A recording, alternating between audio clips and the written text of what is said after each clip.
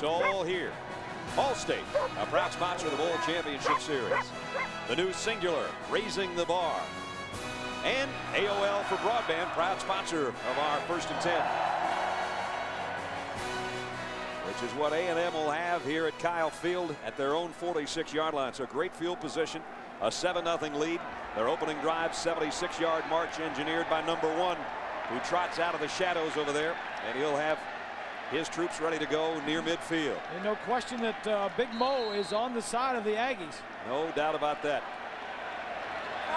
First down in the shadows for Texas A&M. End around coming. Might be a pass, too. He was a quarterback in high school. Carter trying to get away and only got about 2 yards. Yeah. They had the end around pass lined up, but good coverage. Oh, yeah. Brent Venables, Bo Pelini, the defensive staff of Oklahoma knows that these guys can throw the football, and well prepared were they for this one. Little sweep, toss it back. Now the high school quarterback looking deep. There's white shirts covering all the receivers, and he just tries to get something out of it. Got a couple. Brent Venables, associate head coach, defensive coordinator. There'll be more of those. There'll be more of those before the day's done. 2nd down and 8. McNeil fires. Oh, what a catch. No, it's up in the air and almost intercepted. Thought he was going to hold on. That would have been a dandy. Oh, that would have been a great throw and catch. But Tydrick Riley got his hands on it. Bob and Brad, I was standing right behind it. I was wondering where Reggie was throwing this football. Yeah. I didn't even see an opening between the receiver and the defensive back. He threw it the only place he could have thrown it, Swanee. And this guy, if you think that Reggie McNeil is just a running quarterback or a running and can't throw, forget it. Yeah, you need to watch this kid play. He's really become more polished as a passer. They'll probably pass it here too on 3rd and 8. They're going to bring the heat from the right corner. It flushes him from the pocket. On the run, complete at the 40. Jason Carter. Carter all the way down to the 34-yard line.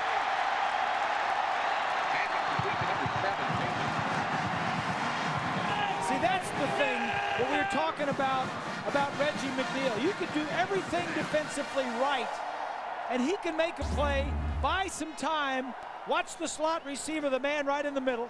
Now he's covered. He's covered. Let me go somewhere else. McNeil scrambles, buys time. These defensive backs think they have him covered. They just can't cover him long enough.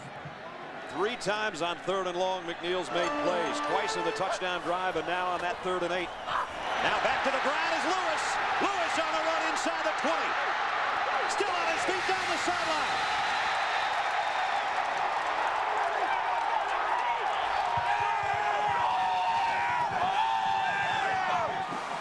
Dante Nicholson saved a touchdown. A 25-yard romp by number 25. He runs right by some blitzers on that side.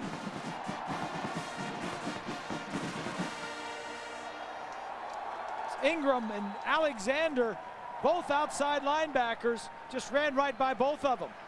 1st and goal, Texas A&M. Aggies back at the Oklahoma 9-yard line, already leading by a touchdown. McNeil, inside handoff to Carter.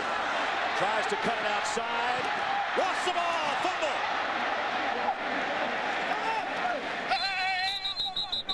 Looks like an Aggie got on that, or maybe 2 Aggies. The officials have given us no indication. Now they have. Officials are saying get up, and nobody's getting up. They're all down there fighting for it. Terrence Murphy comes up with the ball. You saw that 3 Aggies were all around the ball.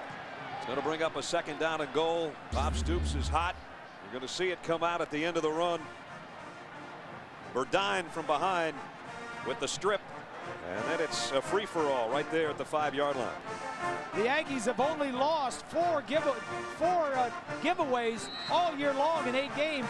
They're the best in the nation, not only in giving it away, but also interceptions. They only have 1 interception. Here's a big full house backfield that'll shift to a T more than likely before the snap.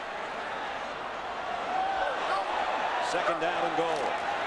The middleman, Joseph, the fullback. And he's down to about the 1. Ingram, the linebacker, made the stop. It's 3rd and goal. And Joseph is the big back in there. He's the 250-pounder aside the two running backs. Reggie McNeil looks to the sideline on a 3rd down and goal. This might be 2-down territory. You never know, depending on what that man is thinking. When you've got the #2 team in the country down 7-0, you'd sure like to make it 14.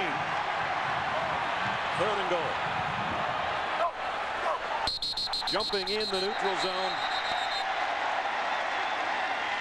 was Lawrence Dampier, and that's going to move it half the distance to the goal.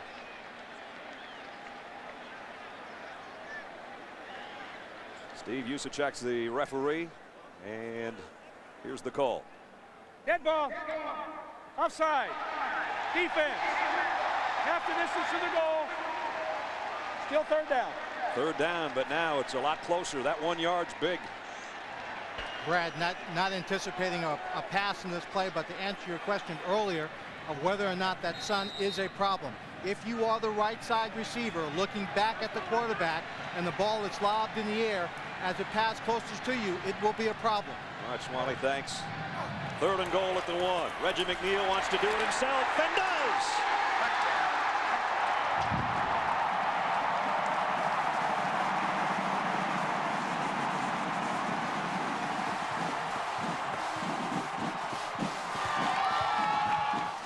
He's done it through the air. Now he's done it with his legs. And the 12th man doing it with their lips. 13-0. I was just enjoying watching all the crowd and the fans and all that other stuff. You better. We can barely see over him up here. That's true. Ingram in for the point after. A 54-yard march in 7 plays. Took only 3 minutes. And all of a sudden, the #22 team in the country's got #2 on the ropes. A&M 14. Undefeated Oklahoma nothing. It's a party, Kyle Field, right now for the Aggies.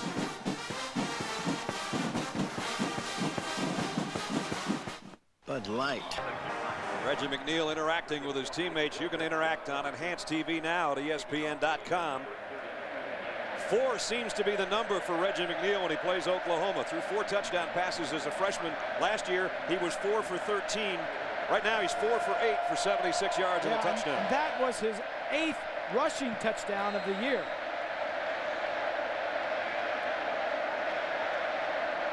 I think Oklahoma, the Sooners know they're in for a fight, and a fight all day long. Boy, are they ever. You think these guys don't know it too? There is no doubt that this is one of the toughest places in all of college football to play. A one-hop, loose ball right now at the 1. Mark Bradley picks it up, trying to find an avenue and a blocker. Has to dive forward just to get to the 19-yard line. The comparison of quarterbacks, one a Heisman Trophy winner from a year ago, and one the junior Reggie McNeil. It's all Reggie right now. And you know Oklahoma won't stay this quiet for the entire ball game, but so far they've been stifled by the A&M defense. Really the biggest play of the ball game for Oklahoma was the opening snap. Adrian Peterson went 15 yards around left end. That's about it for him so far. And not very good field position for the Sooners. They've started on their own 20, their 23, and this time on the 19. So the best field position has been for the Aggies. The fullback in motion. He'll lead the way as Peterson tries to sweep the left side. Puts his head down, fights forward to about the 23. The one thing that the coaches, both on Oklahoma's side and the defensive coaches around the conference and around the country, will tell you, 28's not all flash. He's got great speed, but he's not afraid to put his shoulder down and mix it up with you on the short runs. And he likes to run inside, especially from the I formation that runs inside. The other thing that he has going for him is that offensive line. It's a veteran offensive line. 171 starts up front in those 5 guys. That's incredible. Here's Peterson up the middle. Aggies are waiting for him. No gain on the play. It'll be 3rd down. The 12th man is the advantage. Coach Francione talked with us about it. we have very intelligent fans. They know when to yell. They know when to make it difficult on an opponent's offense. And they know when our offense is on the field to not be so loud that we can't call signals. So it's a great stadium. They're certainly worth some points in any game. They may not get it in the end zone, but they may keep that other team from getting it in the end zone. Tell you what, they're yelling right now.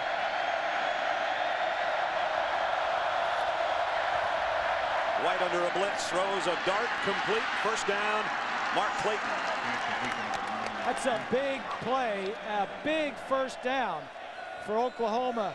Good throw by White and Clayton to keep this drive going. Clayton's 41st catch of the year, and for the second year in a row, he's a semifinalist for the Biletnikoff Award as the nation's best receiver. There's his move to the inside. If they would have had to punt that ball and give it back, you don't know what could have happened, but they need to keep this drive. They need to keep their defense, and they need to quiet this crowd by making some yardage and then getting some points. White all day to throw. Lobbed it and incomplete.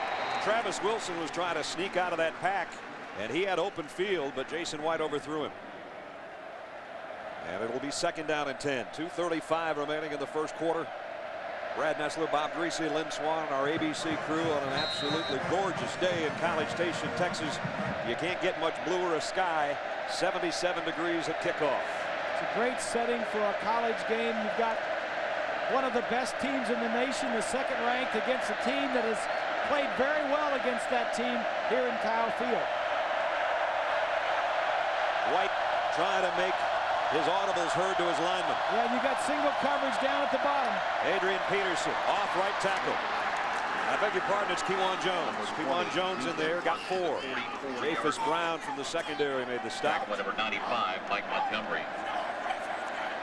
This defense for the Aggies, as I mentioned, they're not one of the top defenses in the country, about middle of the road. In fact, they're 98th against the pass. So you would think that the Sooners could get some business done throwing the football. Swanee talked about that defensive line before the kickoff. They've done a heck of a job so far. They've got some hits on White. They put some pressure on him. They'll try to put some more on here on 3rd down and 6. White rolling to his left. It's going to be a tough throw, but he completes it. And it's going to be a first down in Aggie land. Mark Clayton again. Nice play. Jason White doesn't make that play last year. His knees bothered him a lot this year. He can move around a little bit more, roll out a little bit. It's good to see him without braces. Sure is.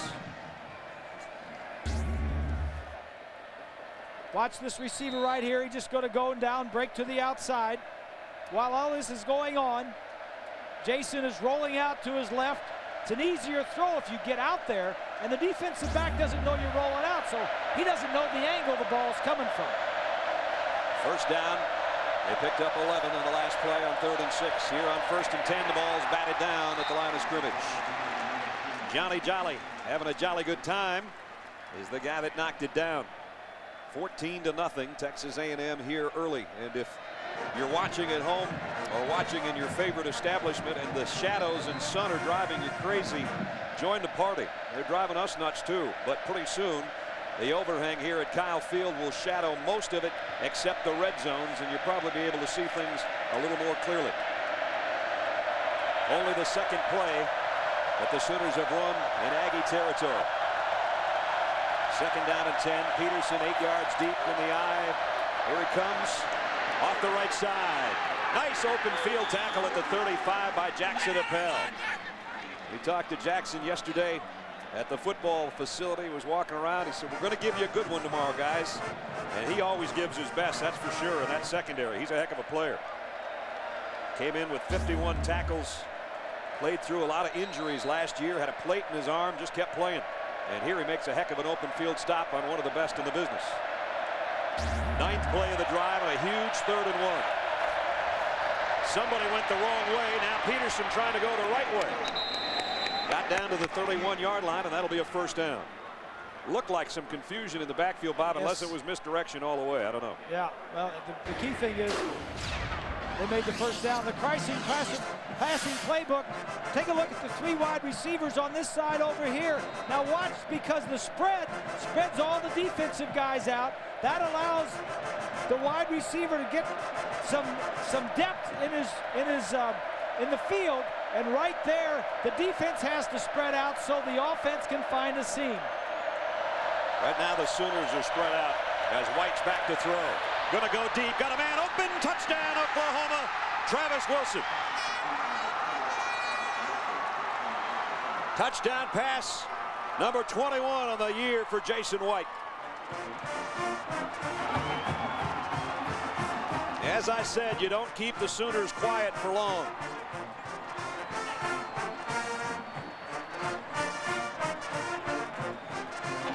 Travis Wilson having a big year for the Sooners. He was one of the guys that Bob Stoops sort of pointed out to us when we talked to him the other day. And for Travis, his 8th touchdown catch of the year. That leads the team. Trey DiCarlo to kick. The extra point is up and good. Well, we got a good ball game going on here in Big 12 land. An 81-yard drive in 10 plays. A key drive for Oklahoma. That was a big-time drive. You're on the road in a tough place to play, and you take it down, and you score 7 points. That gets you right back in this ball game. Wilson caught the touchdown, but remember, on the 2 third downs and long, it was White to Clayton, and that was the combo so many times a year ago. Watch over here. The receiver's going to go down the middle, and you're going to see the free safety, Appel, fall down on the play. 19 is Appel. Right here, you see Appel falling and the ball coming to the receiver. Appel was looking inside to the receiver that was going across the field. Travis Wilson, 8 touchdown catches on the year to cap the 81-yard march. And those third downs were big by that guy, Jason White. Just a huge drive and a class drive. You get down 10 points, I mean, you get down 14 points, you come back in 10 plays and score, make some key first downs. That's huge. And you notice it's the first time today you and I aren't yelling at each other. It quieted the crowd. And we can see the field. We can finally see over all the folks in front of us.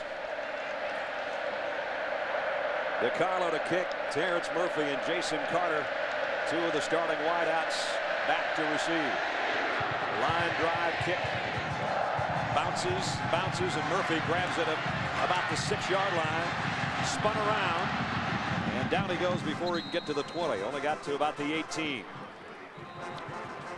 Coming up Monday nights, I want to talk about potent football. How about the offenses of the Minnesota Vikings and Dante Culpepper and Peyton Manning and the Colts? It's Monday Night Football, 9 Eastern, 6 Pacific, right here on ABC Sports. You want to watch 2 fun guys to watch play the quarterback position? Dante Culpepper just keeps rolling along for Minnesota. 2 of the best. And then Peyton Manning. Boy, can he light it up as well as anybody in the business. That's Monday night at 9, right here on ABC. And the Colts need a win. They've lost their last 2. That's right. Here at Kyle Field, sold out. Almost 83,000 on a sun-drenched November day. Let them spread out again. 2 at the top, 2 at the bottom. Defense has to spread thin.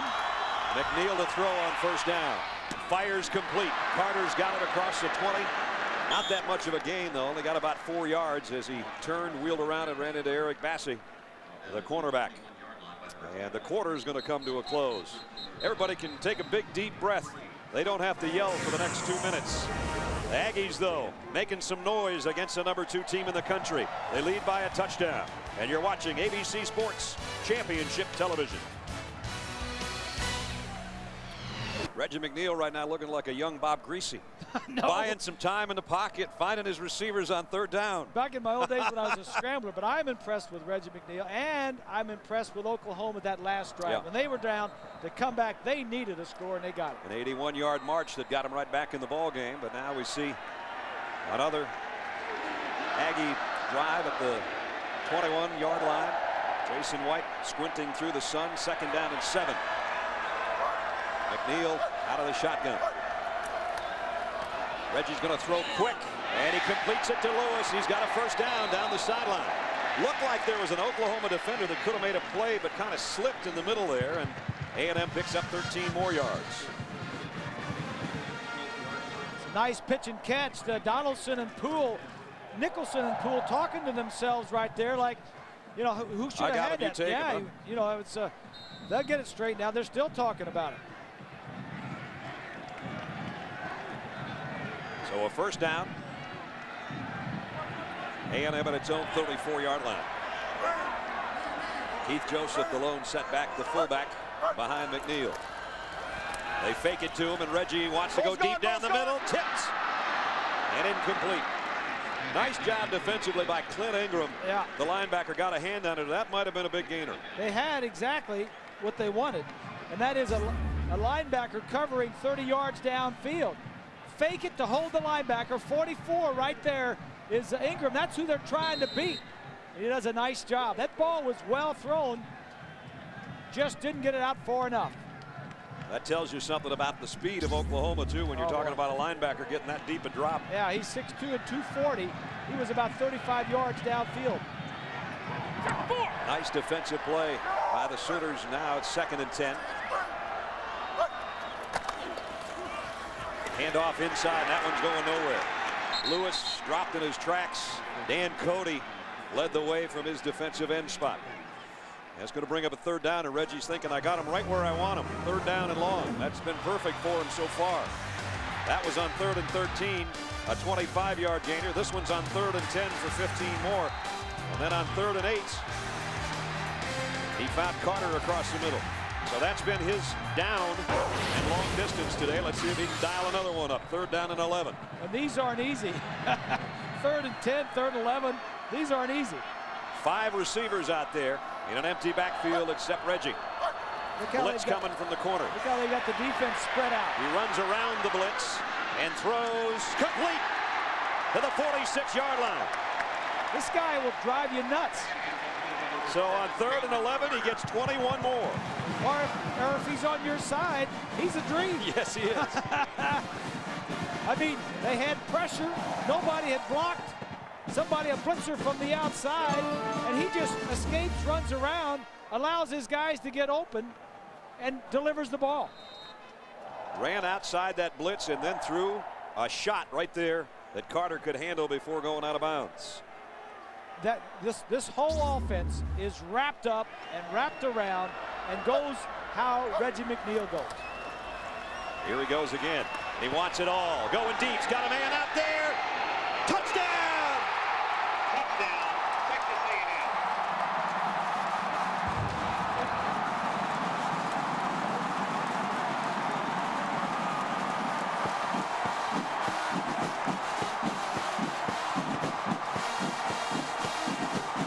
Chad Schroeder down the sideline. It's a 45-yard touchdown.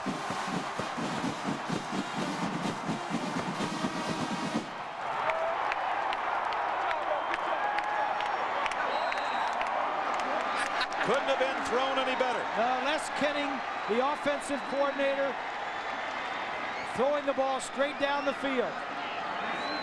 And the guy that caught the touchdown will hold for the extra point. Higram to try to make it 21-7 does. Wow. What a show Reggie McNeil is putting on, much like he did 2 years ago. Only now he's the wily veteran. He knows what he's doing, and he is getting it done so far today. To 6 different receivers today. Yeah, here's the routes. This guy's going to go down the field. Schroeder down here is going to go down the side. The guy they've got in a quandary is the safety right there. That's Poole. No jam on any receiver. The receiver's running free. Now he throws to the deep guy wide open. This is a great throw and a great catch. Schroeder has 2 catches on the season, both for touchdowns. That's a nice average to have. Yeah. What a great throw. Is Reggie McNeil doing it all here in the first quarter and a little bit? High short kick. Taken at the 15 by Wilson. And he goes down as he crosses the 25. Nice coverage down there by the Aggies special teams. So Reggie McNeil, 159 yards and 2 touchdowns. He scored the other one on a 1-yard scamper of his own. He is putting on some kind of show, and it's 21-7. The Aggies leading the #2 team in the country. There's his most recent target. As I mentioned, he's got 8 completions, 6 different receivers already utilized today. Now, the plays come down from Les Kennan and go through Dennis Franchione. Dennis, we asked Dennis yesterday, said, what position did you play? He said, I was a pitcher, a point guard, and a quarterback. Just like you were. Yeah. You guys always wanted the ball or you're going to go home. That's right. Yep. You want to be in control. And he is. At the 27. Let's see if the Sooners can answer as they did the last time. Just overshot Will Peoples. He was open. And Jason White a little bit off. Byron Jones was over there covering. That's right. He was open. It hadn't been a good throw. But the coverage for the Aggies is a little bit better than it is defensively for the Sooners. I would doubt, thinking back, that Oklahoma has ever trailed by 2 touchdowns this year. Yeah, and the thing that does when you're behind is it takes a little bit away from that running game. Yep. You're not as easy to call that running play to Peterson. Let's see if they run it here on 2nd and 10. They will. Peterson, they got a hand on him and they dropped him. It's a Pell. Second time in the open field. He stopped number 28. Carl Torborst, the defensive coordinator yesterday, told us, we tell our guys we don't want to tackle him high. He's too big. Let's hit him low. Go for him low, get down from him. And that's exactly what Appel does. Now, sometimes that'll get you in trouble, but so far, they're making the plays. And Bob, what was great, the defensive line didn't give him an angle where he could turn upfield and get those shoulders squared off to the line of scrimmage, which takes away a lot of his power. 3rd down and 16.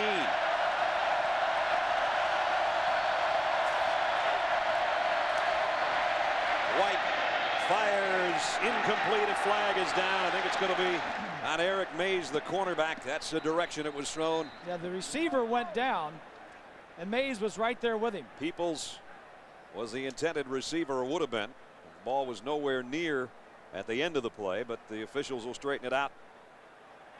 And it looks like it'll be a 1st down for Oklahoma. Let's wait and see.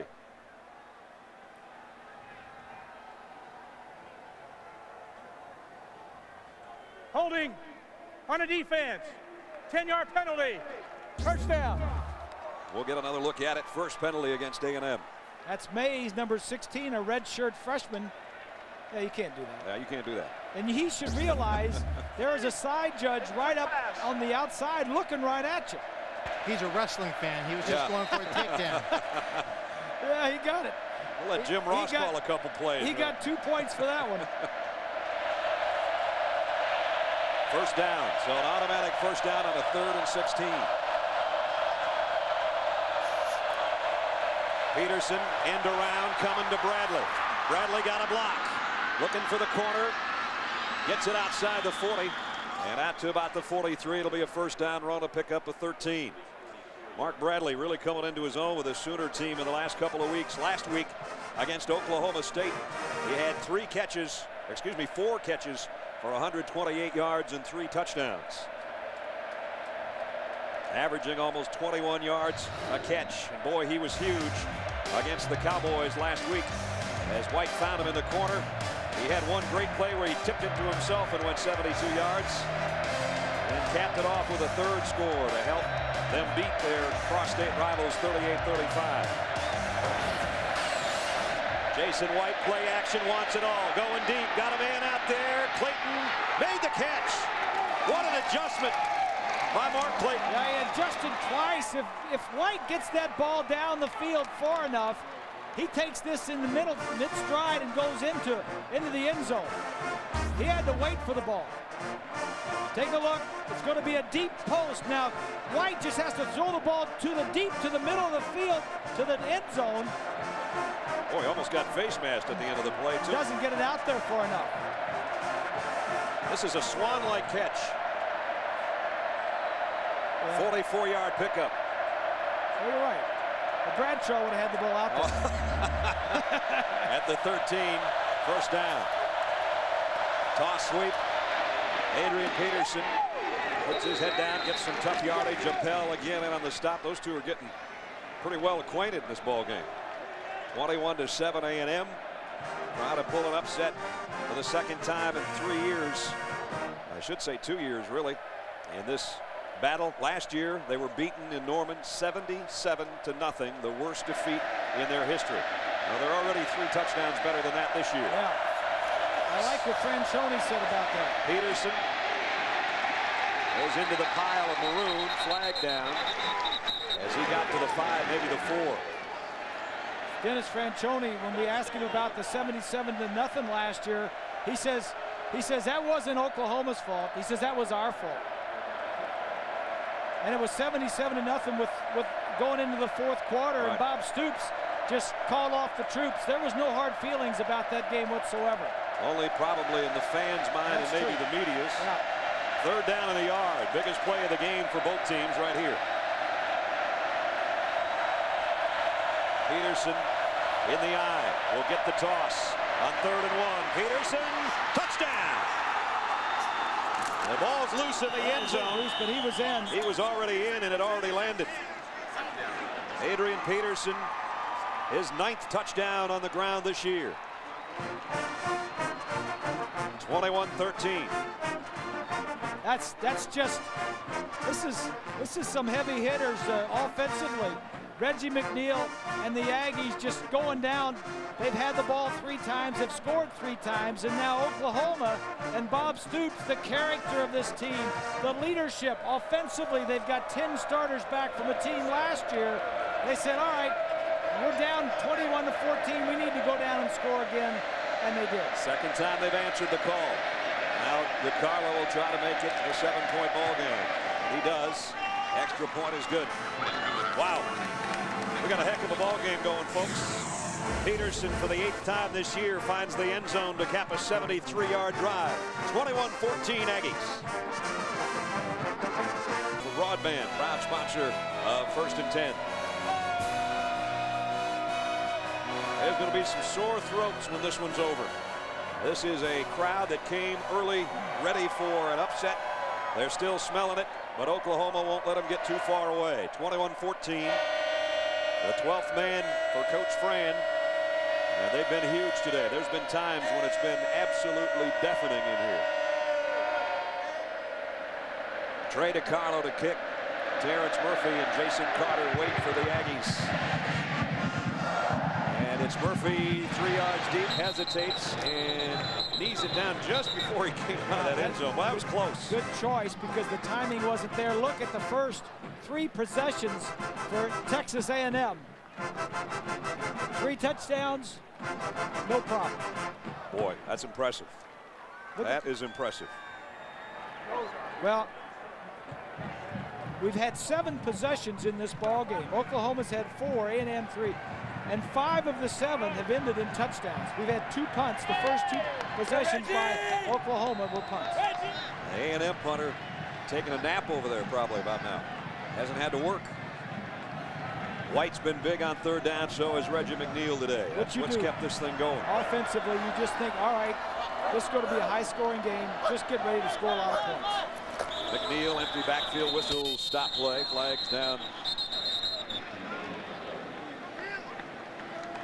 It's been relatively free of penalties the game so far. Dead ball. False start. 88 of the offense. 5-yard penalty. Still 1st down. Each team has been penalized twice. A reminder, at the conclusion of today's game, we'll select a Chevrolet player of the game. Chevrolet will make a $1,000 contribution to each university's general scholarship fund. I know one guy that's a serious candidate right now, and it's only the 2nd quarter. There he is. 1st and 15 from the 15. Reggie waits, fires down the middle, incomplete, broken up by Poole, intended for Terrence Thomas. So Rodney Poole, who appeared to be the guy that got a little confused on that long touchdown pass, comes up with a nice defensive play there. Got to give a little shout out to that offensive line for the Aggies, doing a nice job of blocking Cody and Pendleton and Jackson and Magruder. The offensive line up there, Hightower, Elder, Yoder, De La Garza, and Hangartner those front five, the three inside guys are young and new, and that's where the problems have been, if there is a problem, for the Aggies. It'll be a handoff. Nope. Reggie McNeil will keep it. They fake the handoff. He's in trouble, and Ingram's got it. Loss on the play of 5 or 6 more. Well, it's about time the Sooner defense shows up and does something. Except Reggie again has him right where he wants him. 3rd down and 20. They're getting bigger. The 3rd downs are getting bigger. Or at least getting longer. Way back at the 10-yard line now.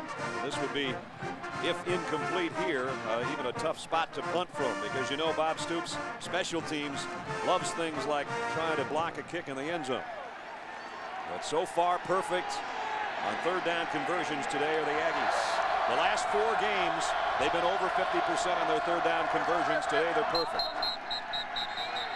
Timeout taken by A&M with just under 10 minutes remaining in the ball game. So Reggie McNeil and some of his troops will trot over to talk to Coach Francione, and we'll be right back. I can't wait to see that NYPD Blue Tuesday. Welcome back. This is the BCS Spotlight game presented by ADT. And boy, it's been a dandy so far. 21-14. A&M leading number 2 Oklahoma, trying to wreck their national championship dream season as they did 2 years ago. 3rd and 20 though for McNeil. Reggie's going to run it. Got a lot of open field in front and might have gotten there. Almost. About a yard short, I think. Got cartwheeled by Dante Nicholson, and Bob Stoops says nope, nope, nope. Didn't get it. And that would bring out the punting unit, because I don't think A&M's going to get fancy here in their own territory. Here he's got 2 receivers up the top, 3 down at the bottom. Everybody's dropping back. Now look what he sees. Look what he sees here. There's nobody in the middle of the field, and that's where he's running. Everybody's running deep with the receivers, and they've forgotten about the best athlete on the field. So Jacob Young's going to have to punt for the first time today. He punted 12 times last year in this game. When you're getting beat 77-0, that tends to happen. His only block kick of the year came last week. He'll try to keep it out of Mark Clayton's hands. He's going to throw it. The fake is on, and it's successful. A&M down the sideline. Still on his feet. Irvin Taylor might take it for a touchdown. He does.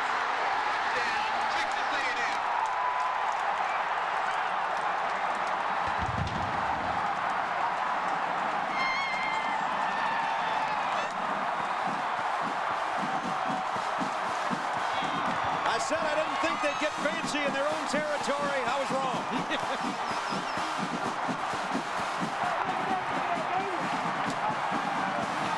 71-yard touchdown on a fake punt. And that's just a great call by Francione. You would expect that if you're across the 50 perhaps. But like you said, in your own end zone, backed up in your own territory, not usually. Pegram's point after is good. The Sooners sideline is stunned. This crowd again is electrified. And I mean, they are making some noise.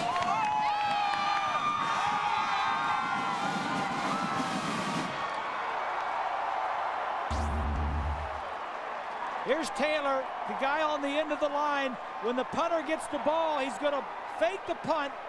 Watch Taylor over. Now Taylor just turns out. Now look, you got a lineman coming out to block for him.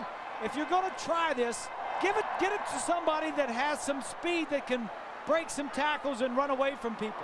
Clayton misses the tackle, and he's down the sideline. 4 possessions and 4 touchdowns for the Aggies. Second completed pass by the punter Jacob Young this year. None bigger. And boy, did he sell that punt before he pulled it up and threw it. And that was key. A&M's got almost 300 yards of offense. We still have 8:48 to go in the first half. The momentum has been with the Aggies ever since the start of the game. The 12th man in this Kyle Stadium has been a big part of it. This A&M team lost last week at Baylor. In overtime on a 2-point conversion by the Bears. Pegram to kick. Newman rather to kick. Taken by Travis Wilson at about the 1. And dropped before he ever got to the 20. Ronald Jones on the special teams makes the hit.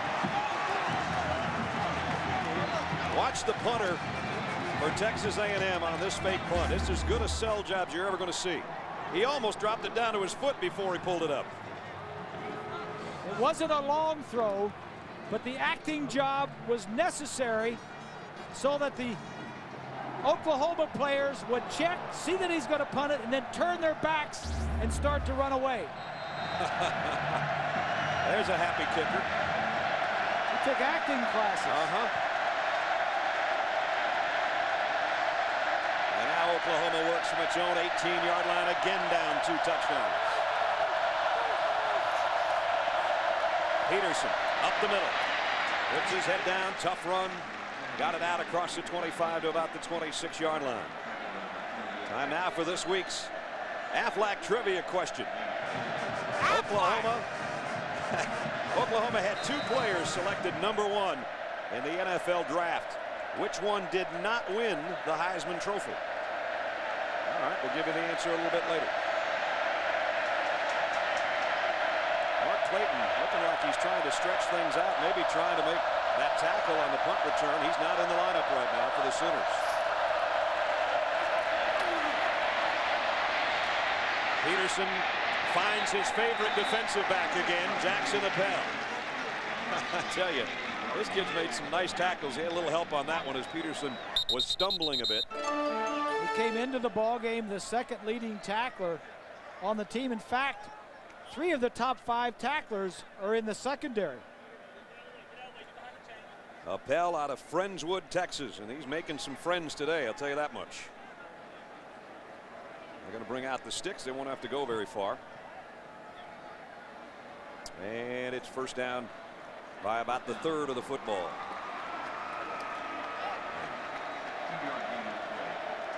Jackson Appel's been all over the field. There's been a physical presence out there today. Talk with us about that. The more physical you are, the more difficult it is for the opponent to get into the rhythm and get running. I don't know about their receivers, but you know, the majority of the receivers that we've played don't like to get hit very much, and when you disrupt their route, it disrupts the timing and it throws everything off. So I think that's a big point of emphasis this week for us. Echoing what his defensive coordinator said, we got to bloody their noses and see how they like it. Here's the throw, out complete. Brandon Jones, he's got another first down. Number 81. Well, this is the one thing you can say about Oklahoma. It's not like they don't have a passing game that can come from behind. They've got it all. They've got a running game. They've got an offensive line that can pass block or run block. They've got a 6th-year, 24-year-old quarterback who won the Heisman. He's got lots of receivers to throw it to. They've got it all. They don't have to worry about the number of points. They just have to take their time and get it, but do it on the road. White in the shotgun. Kewan Jones in the backfield with him.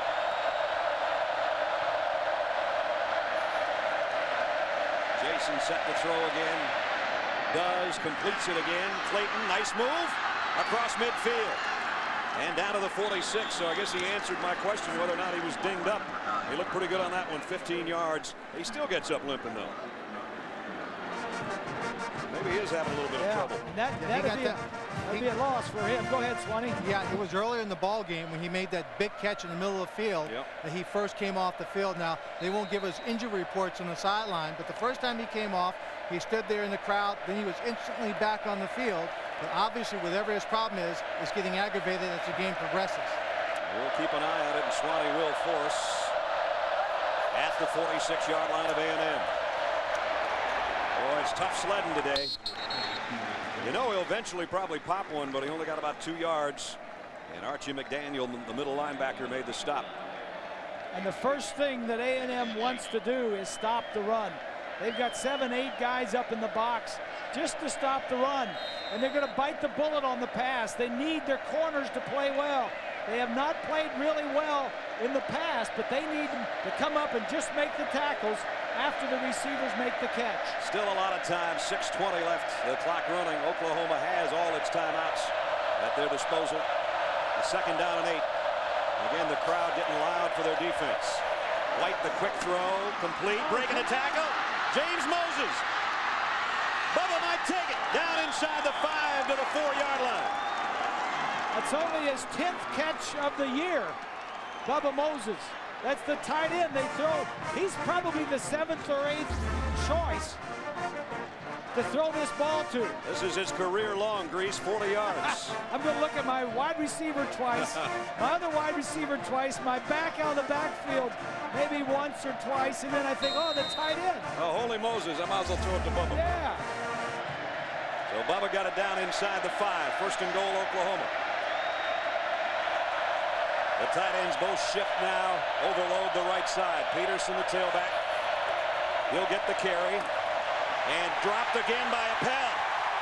Man, Adrian Peterson's going to have nightmares with number 19 in it. And every time Appel goes low, he's tackling him at his knees or below. So it's second down and goal and a big loss back to the 10-yard line. Adrian Peterson has struggled today. They had been looking for him, spying him, dropping him in the open field. 5th time on that last play that he's either had no gain or lost yardage. When he came into this game, he was a tough guy to tackle. At least 75% of his yardage was after initial contact. Second and goal. Jason White to the end zone, just overshot. Overshot rather badly, I should say. Bradley in the end zone. That one was high. Well, it had to be high because there was a lot of defensive people back there. Brad, he just kind of more or less threw that one away. Third down and goal. I know Oklahoma doesn't want to think about it right now, but down 2 touchdowns, is this 2-down territory? No. I think you got to get points on the board. There's a lot of time left in this game. Third and goal. White, trouble, down he goes, way back at the 20. Lee Foliaki, the linebacker.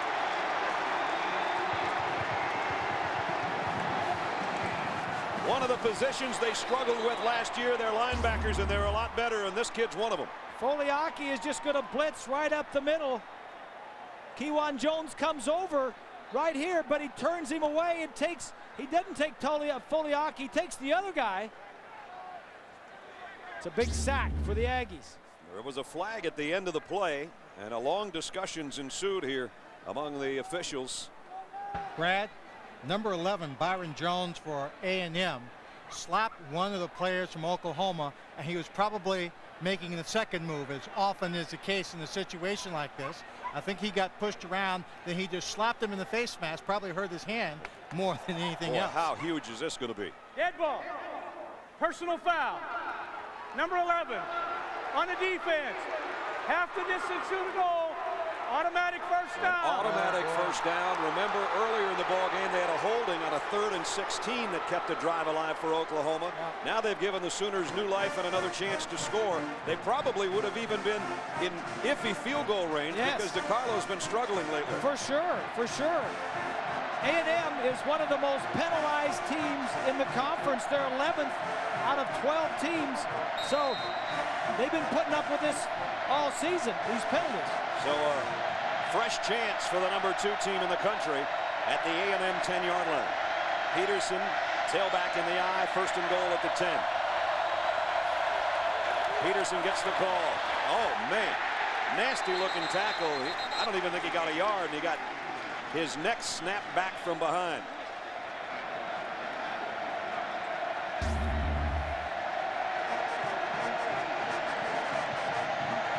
Here's going to be the penalty. Right here. Swanee said. Yeah, a little pushing and shoving. And it looked like the retaliation got called. So second down and goal at the 9 now. Carl Torbush told us yesterday if Oklahoma is in I formation and the tight end is in the ball game, Peterson's going to run the football. And he did, just that last play. Now they're in the shotgun. Kewan Jones in there. Jason White throws, tipped, incomplete.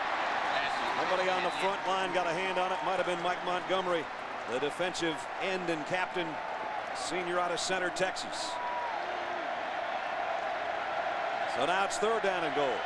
Chuck Long, the offensive coordinator, they're going to take a timeout and talk about it, which I think is an excellent call. I do too. They take their first timeout, but it's in a good time for them. Desperately needing another touchdown to close the gap that is 14 points in A&M's favor. The 12th man and woman are up. 3rd down and goal, Oklahoma. The 12th play of their drive, helped by a penalty to get another chance to score, but will they take advantage of it? Clayton is not in there. At the 9-yard line. White going to lob it to the corner to Wilson. Got it. Touchdown. Now will it be offensive pass interference, though? I thought maybe Travis pushed off a little bit. We'll wait and see. There was a flag at the end of the play. Yeah, all the body language thinks that it's against Oklahoma. Wilson, who has a touchdown catch today, I think is going to get one taken away here. He will. Watch right at the end of the play at the goal line. Boys, I am surprised with that kind of contact in that close, just looking to make a play for the ball, especially the angle for the official to look at that. I'm surprised they would make that call. Pass interference on the offense. Number 4.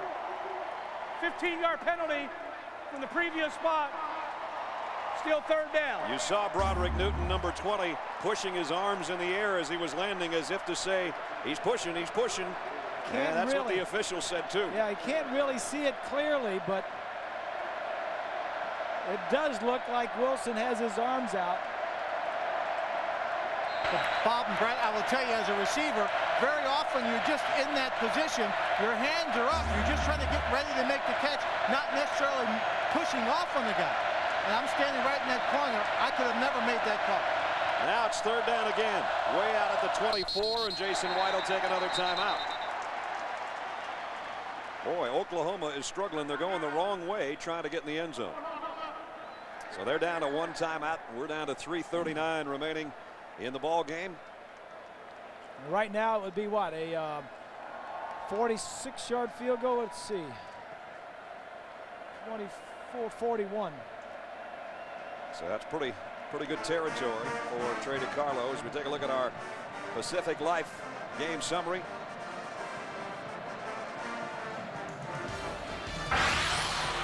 Reggie McNeil's been unbelievable today. 2 touchdown passes.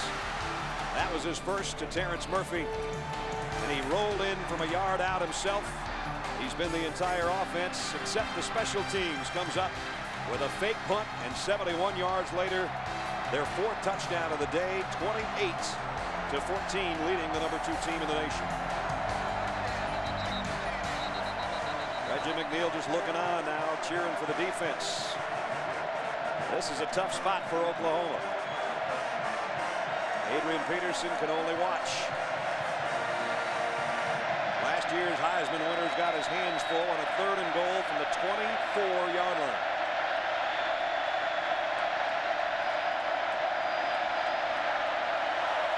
White goes deep to the end zone.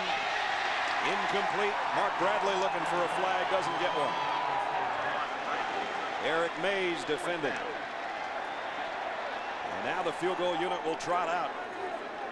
Trey DiCarlo last year was one of the Groza finalists for the best kicker in the country. But this year he's had a couple blocked. He's only 7 of 12, and he's missed 3 of his last 4. And that is not good. No. He's kicked 42 field goals in a career that's really been outstanding at Oklahoma. A 42-yard field goal attempt. Mark Bradley, number 1, is the holder.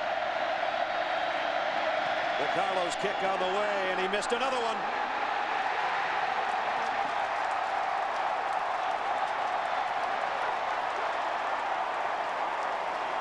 Still 28-14.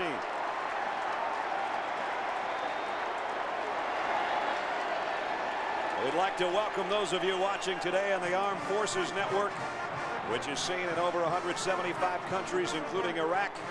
And we at ABC Sports want to thank all of our men and women serving overseas. Matter of fact, Brad, when I was traveling here, I was in the Dallas airport and I ran into 4 or 5 guys from the Army coming back on a 15-day leave from Iraq. And I was talking and said, do you have any guys back in Baghdad you want to give a shout out to? And they said, yeah, we got a couple of guys. We're going to show that to you in just a second. All right. There's the two that they're going to say hello to after our play. And a penalty marker on the play.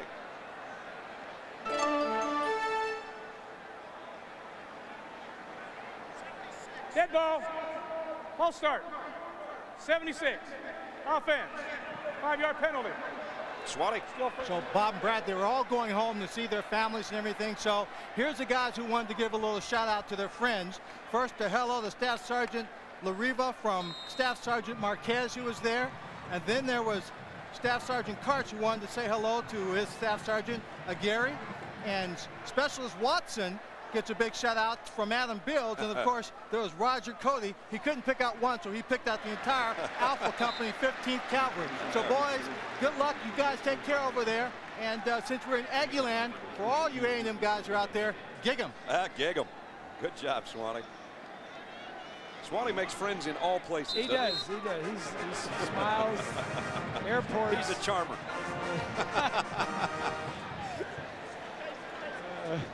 So Oklahoma had a 1st and goal situation. They don't even get a field goal out of it.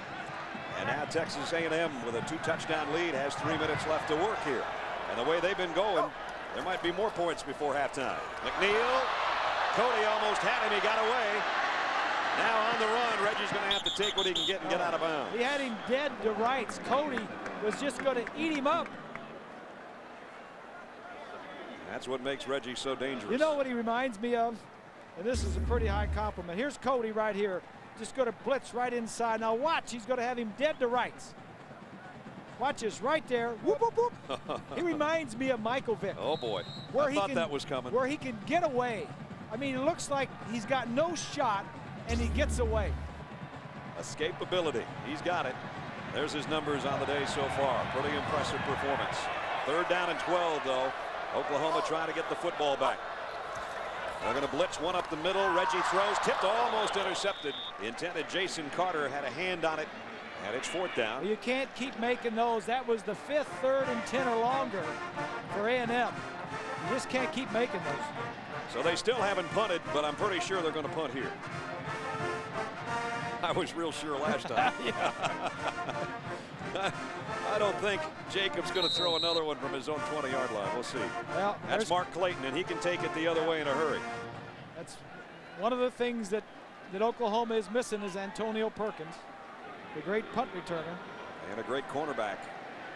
But Clayton, if you got to fill in with somebody else, Mark says, well, you know, a couple years ago we were battling for that punt return job, and Anthony won it, but now it's mine, and I got to do what I can do. Let's see what he can do here if he gets his hands on it. He will from the 32 and down in his tracks.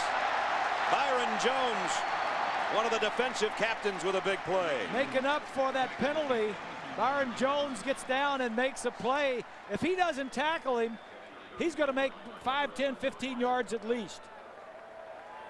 Coming up Monday nights, talk about big plays. How about the Vikings and the Colts? Peyton Manning against Dante Culpepper and company. Monday night, 9 Eastern, 6 Pacific on ABC Sports. This week on Monday Night Football, it's Halloween about 8 days late, huh? See what ghoulish tricks Seattle quarterback Trent Dilfer and the rock tribute band Mini Kiss pull on Grant Wistrom, their defensive end, on the latest edition of You've Been Sacked. Grant Wistrom, a defensive end, gets sacked. Oh, he ain't going to take it. He ain't going to like it. Yes, sir. At the 31. Peterson gets outside. Hurdles Appel. How many times has 19 met 28 today? A lot. Yeah. Nice run by Peterson, though. It picked up 8 or 9 on the play. As we near 2 minutes, Oklahoma has 1 timeout left. Any kind of points before halftime they would appreciate. That's for sure. That was the first defensive stop by the Sooners all day. 2nd and a yard. He gets the yard and a couple more. 1st down run. Jasmine made the stop on Peterson, but he works it out across the 40 to about the 42. The freshman today knows he's in a battle. Nothing's been easy on the ground today for the Sooners. Got a lot of young guys on this A&M team, 2, 3 redshirt freshmen on defense and 2 more on offense. See if Jason White puts it up out of the shotgun. Quick throw out in the flat, got it out to Wilson, and Wilson tiptoes out of bounds Pass is complete to as he number picked 4, up about Travis 7 Wilson. across midfield to the A&M 49-yard line. A&M 49. It was a nice play there by White. The defensive back, the corner out there on Wilson, blitzed, and he saw it coming, and he just White picked up and threw it out there. The safety had to come over and make the play. 2nd down and 3. Bob Stoops troops back in A&M territory, but trailing by 2 touchdowns. Peterson, the lone setback. The tight end in motion. Peterson goes that way. 1st down, spins his way down to about the 36. Another nice run.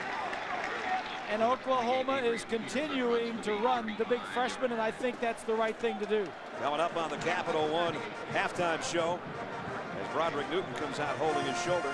John Saunders, Craig James, and Aaron Taylor will have highlights and analysis from around the country. And they'll also have a report. Mike Tirico's down in Atlanta, the Tour Championship scene earlier today on ABC. I'm not sure now if that was Broderick Newton or Japhus Brown who came out favoring his shoulder. It was either 28 or 20. White to throw, going deep. Bradley's out there. Incomplete. Nice coverage by Jonte Buell, the cornerback. He was with him stride for stride. White put that in the only spot he could, and Bradley tried to one-hand it. Take a look at the end of the play. This was a good throw. Close. Good coverage. Very good. Good coverage. Good throw, good coverage. Bradley comes out. Rankins goes in for him. White again in the gun. 2nd down and 10 Oklahoma. A minute and a half to go, 2nd quarter. At the A&M 35. The quick toss out to Clayton. Got blockers in front of him. And still on his feet. I don't think he touched down. At least he didn't feel he did. And he's inside the 25 to a 1st down. 11-yard pickup on the play as Clayton, a lot of guys just kind of slowed down as if his knee had touched. He put his hand down, kept his balance, and kept on trucking. It's just like a wide sweep to the... No, he's not down. He's not down. He kept himself alive. Here they are back at the 24-yard line. White down the middle's got his man. Touchdown. Great job by Jason White. Joe John Finley, the tight end. They don't use the tight end often, but they found him wide open right there. He looks to his left and hits the tight end down the middle. That's a big drive, another big drive.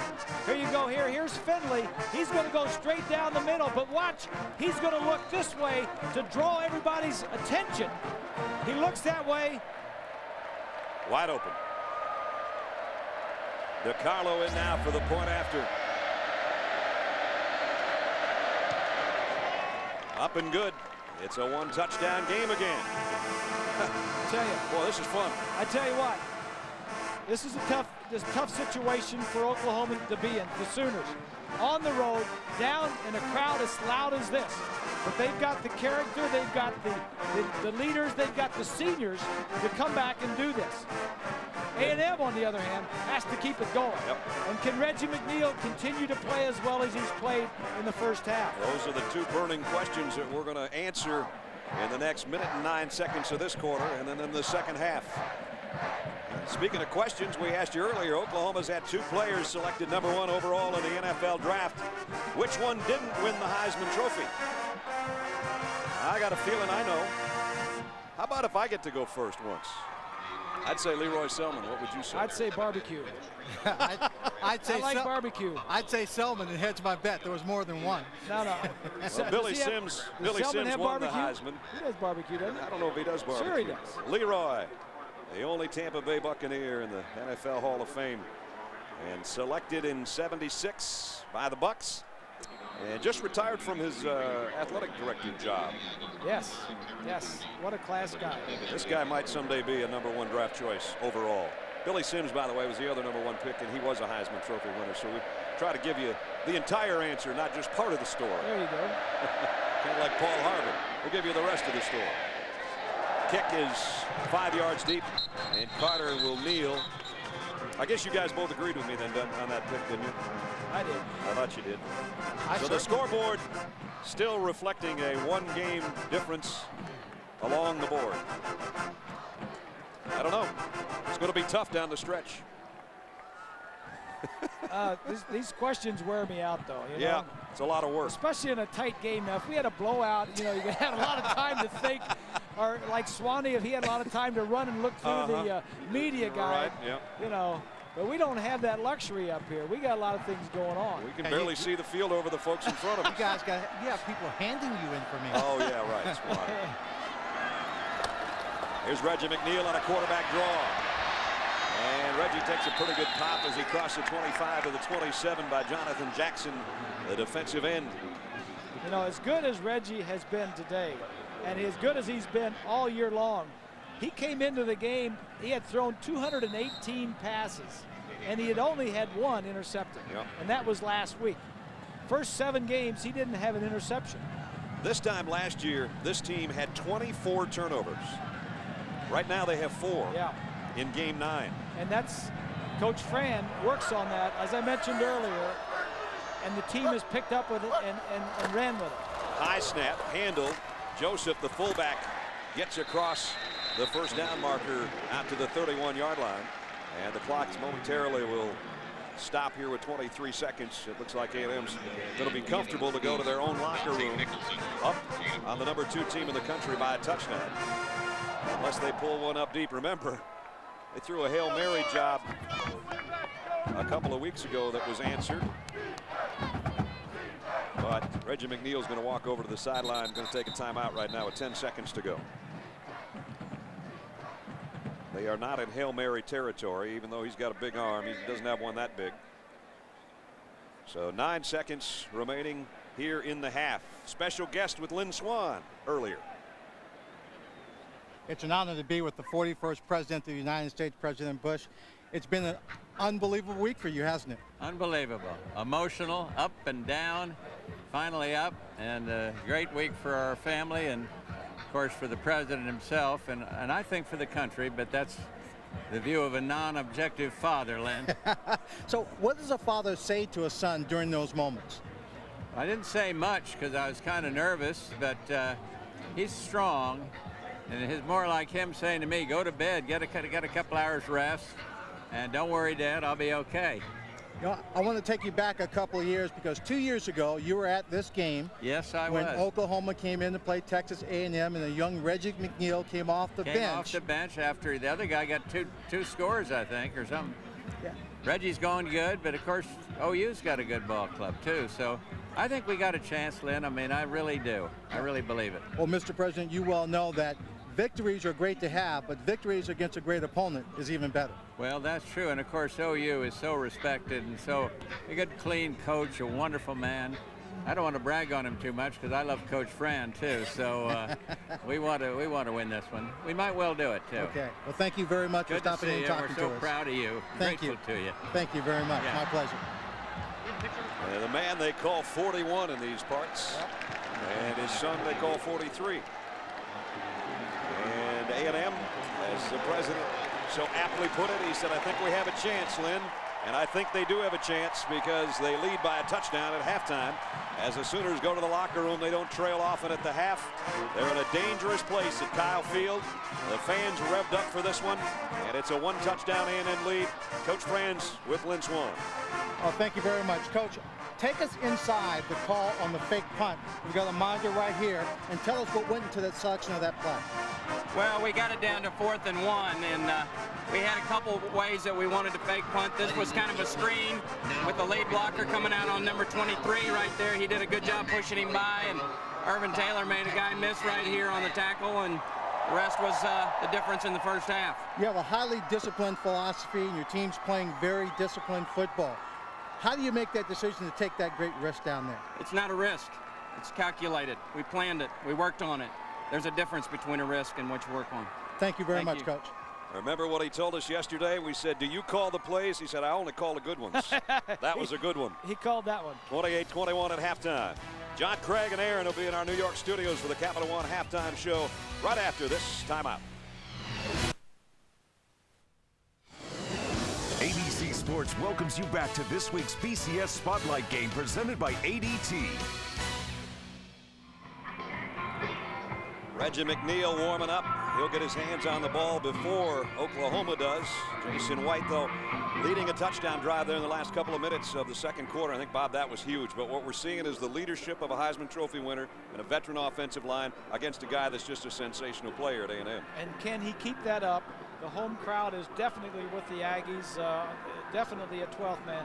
But can Oklahoma, being down by 14 points in the first half, come back and win on the road in a hostile environment? Keith Tribble and some of the Orange Bowl folks came in and said hi to us at halftime. They're obviously scouting. They're thinking Oklahoma's maybe going to make it to Miami. They're not going to make it to Miami if they don't get out of Aggie land alive. We knew coming in. They have lost 5 of their last 6 times they've come to College Station. Oklahoma has. We knew it wouldn't be easy, and they did too. 2 years ago, remember, they were #1, and it was a Reggie McNeil show that pulled off the upset. Jason White's got other ideas, obviously, for Oklahoma. This should be one heck of a second half. Adrian Peterson looking like he's deep in thought and also trying to stretch those very valuable legs that'll come in handy in the second half for Oklahoma, without a doubt. So Trey DiCarlo's got it teed up. The Aggies will touch it first. Terrence Murphy, the ball bounces. He's got to make a play on it. It's still loose. Oklahoma's got it. Tony Cade on the opening kick of the third quarter covers the loose ball. Everything you just talked about at halftime goes out the window. Oklahoma says, let's go out and get a break. Let's go out and do something. You never thought that you'd get the opening kickoff on a fumble, or not even a fumble. You just went down and recovered it. In your wildest dreams, even Bob Stoops on a perfect day couldn't have been thinking that his first play of the third quarter would be this, and his second play would be a 1st and goal at the 10-yard line. I don't know how much that sun over in that corner and the shadows and the sun kept that receiver from playing that ball correctly. So the Sooners with a shadow up here. Golden opportunity to tie this thing up. Peterson. They got him dropped for a yard loss, maybe 2. Let's check in with Lynn.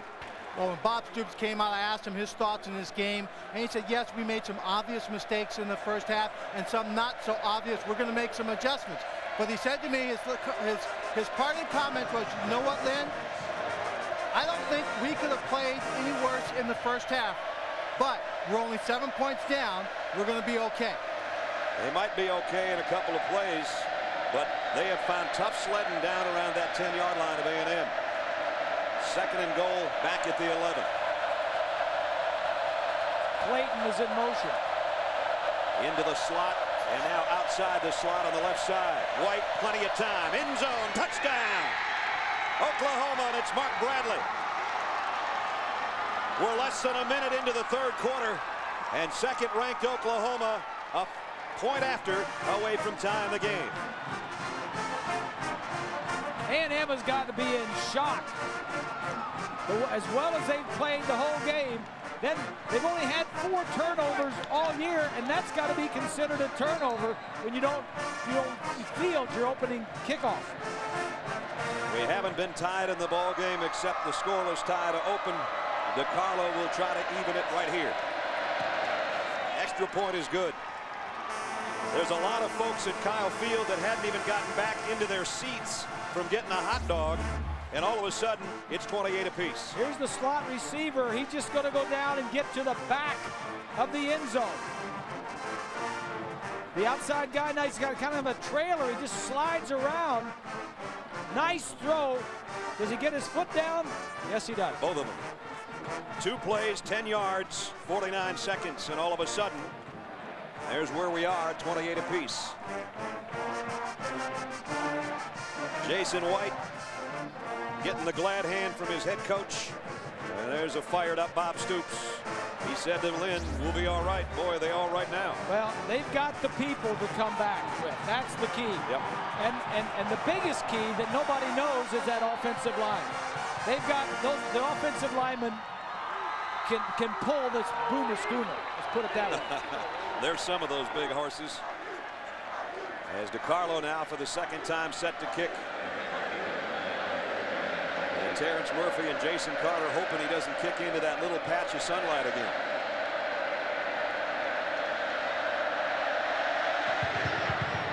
But he does. But it's so deep it won't matter. Carter will take a knee, and A&M will have it at its own 20-yard line.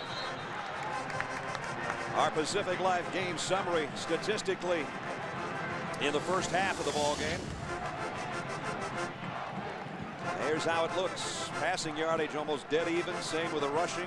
Couldn't be much more even, could it? First downs in favor of Oklahoma. Time of possession, Texas A&M 12-10. That's interesting because in the 6 wins this year, they have not won the time of possession battle in any of them, which is kind of strange. And no turnovers on either side. So 28-28 as Reggie McNeil now takes over with the offense at the 20-yard line. Joseph, the fullback, is the single setback. They fake it to him. They fake the end around. Beautiful fake by McNeil, and comes up firing complete at the 35 to Carter. Carter across the 45 and out to the 46-yard line. It takes a lot of guts to sell a double fake like that and still stand there with your back turned. You got that right. But he does. Receivers are going to come down and run out routes on both sides. Reggie just going to stand there. It finally throws it to the guy down at the bottom right here. Now, single, man on man. If you just break the tackle, you're in the end zone. Out to the 45, or they've got a first down in the gun is McNeil. Pump fakes to the left. Now wants to go deep down the middle and does. Complete inside the 35. And it's LaTydrick Riley again. Pick up of 22 more. So back come the Aggies. I'm impressed. I'm impressed with the play calling for the Aggies, and it's partly Les Kenning, the offensive coordinator, and I think it's a lot of Dennis Franchione. Yep. Reggie McNeil's numbers, quarterback. over 200 yards now and 2 touchdowns. And when they talk about Reggie, the coaches around here, they say you can talk all you want about his athletic abilities, his ability to run, how much he's improved as a passer. Dennis Franchione said he's one of the most intelligent kids I've ever been around. He's playing like it today. Only about a yard gain for Terrence Murphy on the end around. The big things you don't see are the stupid plays, the mistakes, the errors, the bad plays. Right. A lot of guys can do touchdowns and throw touchdowns, but how many interceptions do they throw and how many bad plays? And don't let us run a bad play, check out of it. Those are the things that Reggie is doing and not making the mistakes that I'm impressed with. Closing in on the rushing mark of Bucky Richardson, who was a fine running quarterback here in College Station. Reggie to throw. Flushed from the pocket. Here comes the heat. Burdine has him in his sights and then gets help from his friends. Brandon Shelby made the tackle. But again, even though things were closing in on Reggie, didn't try to force anything. Yeah, There's always another play. Well, it was one of those two-man routes deep down the field, and they were both covered, so he just took off on his own and had nobody else to throw to. Only 1 interception in 235 attempts. Now David Green, obviously his attempts went up again today, and they won handily over Kentucky. And we want to, by the way, congratulate David Green, who for Georgia today became the winningest quarterback in college football history. His 40th win, passing Peyton Manning today. McNeil down the middle, high, had a man wide open on a crossing pattern. He did. Tipped a little bit, I think, by Magruder, though. It changed the trajectory of that ball. Yep. And Magruder, the big defensive tackle, 300-pounder out of Las Vegas, makes a nice play.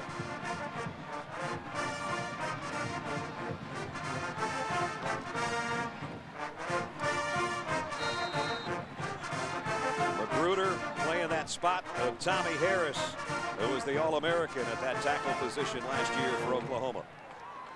We'd like to welcome those of you watching the Minnesota-Wisconsin game, the battle for the Axe. Wisconsin is going to get the Axe back. Brad Nessler, Bob Greasy, Lynn Swan, and our ABC crew here in College Station, where we're tied at 28. And the Aggies will try a 52-yard field goal. It's going to be a pooch punt instead.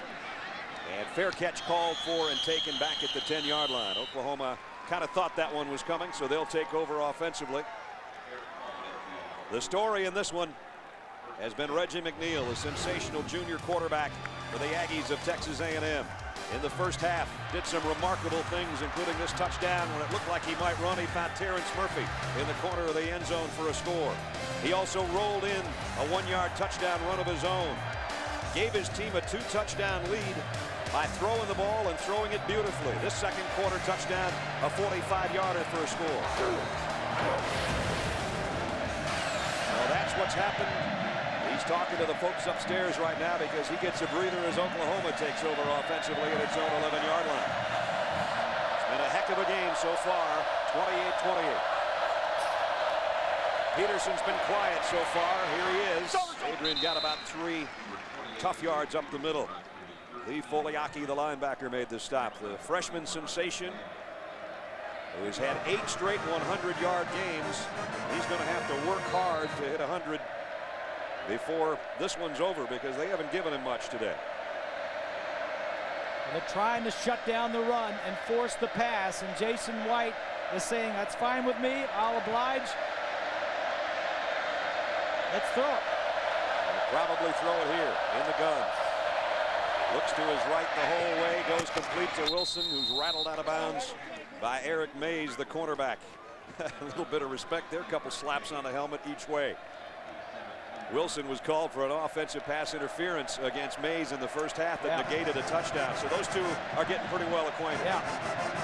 Oklahoma has always been a good second half team in the sense that they go in halftime, make good adjustments, and then come back out. Their kickoff team made a nice adjustment. Yes, they did. There's the third down conversion story. 3rd and 4 here. Looks like the Aggies might want to bring a blitz. And they will.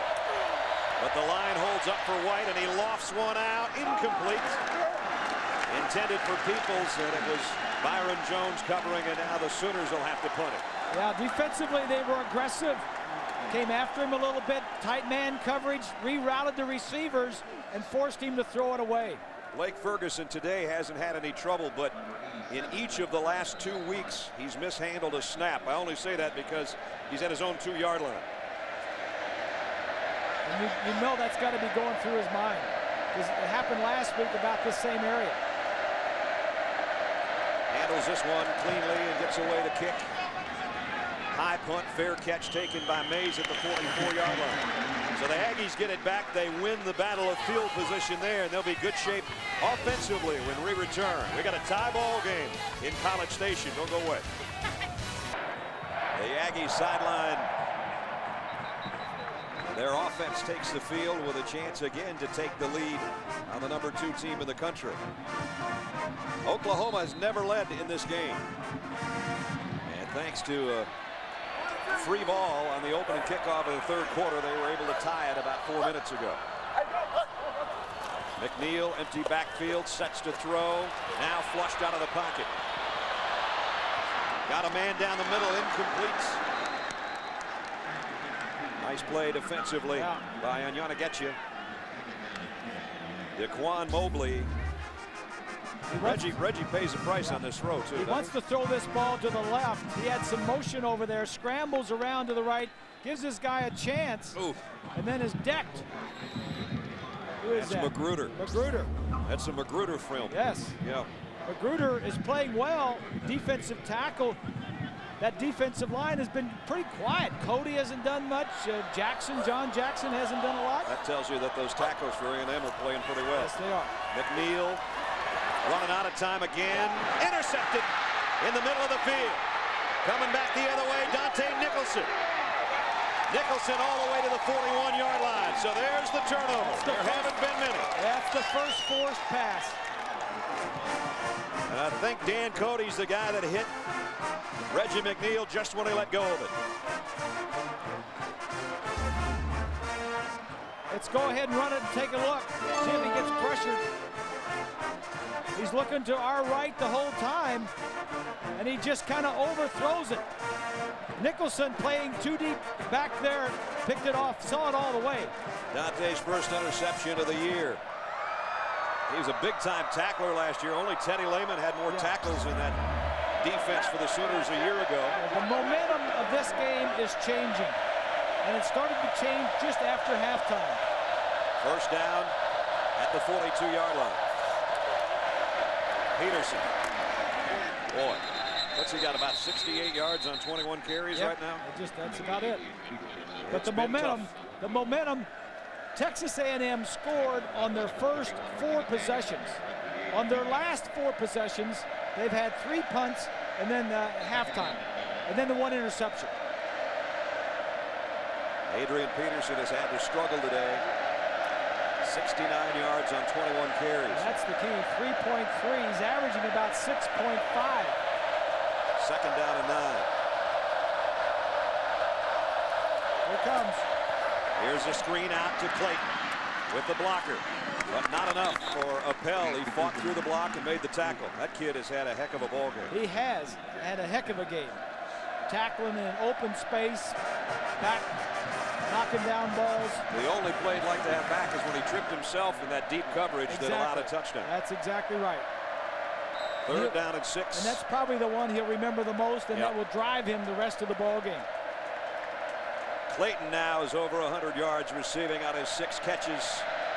It's third down and 6 right here. Empty backfield. As White gets a blitz, look out. Throws incomplete. They really brought the heat on him. They couldn't wait. He had to throw it. The pressure was on him. Oliaki, one of the guys blitzing from his linebacker position.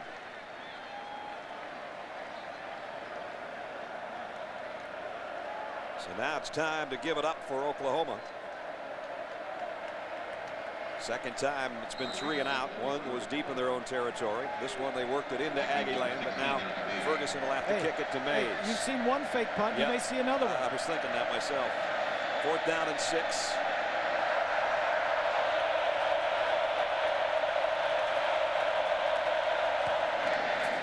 Barely got the kick away. And it's caught beautifully at the 4-yard line. Mark Bradley down as the gunner.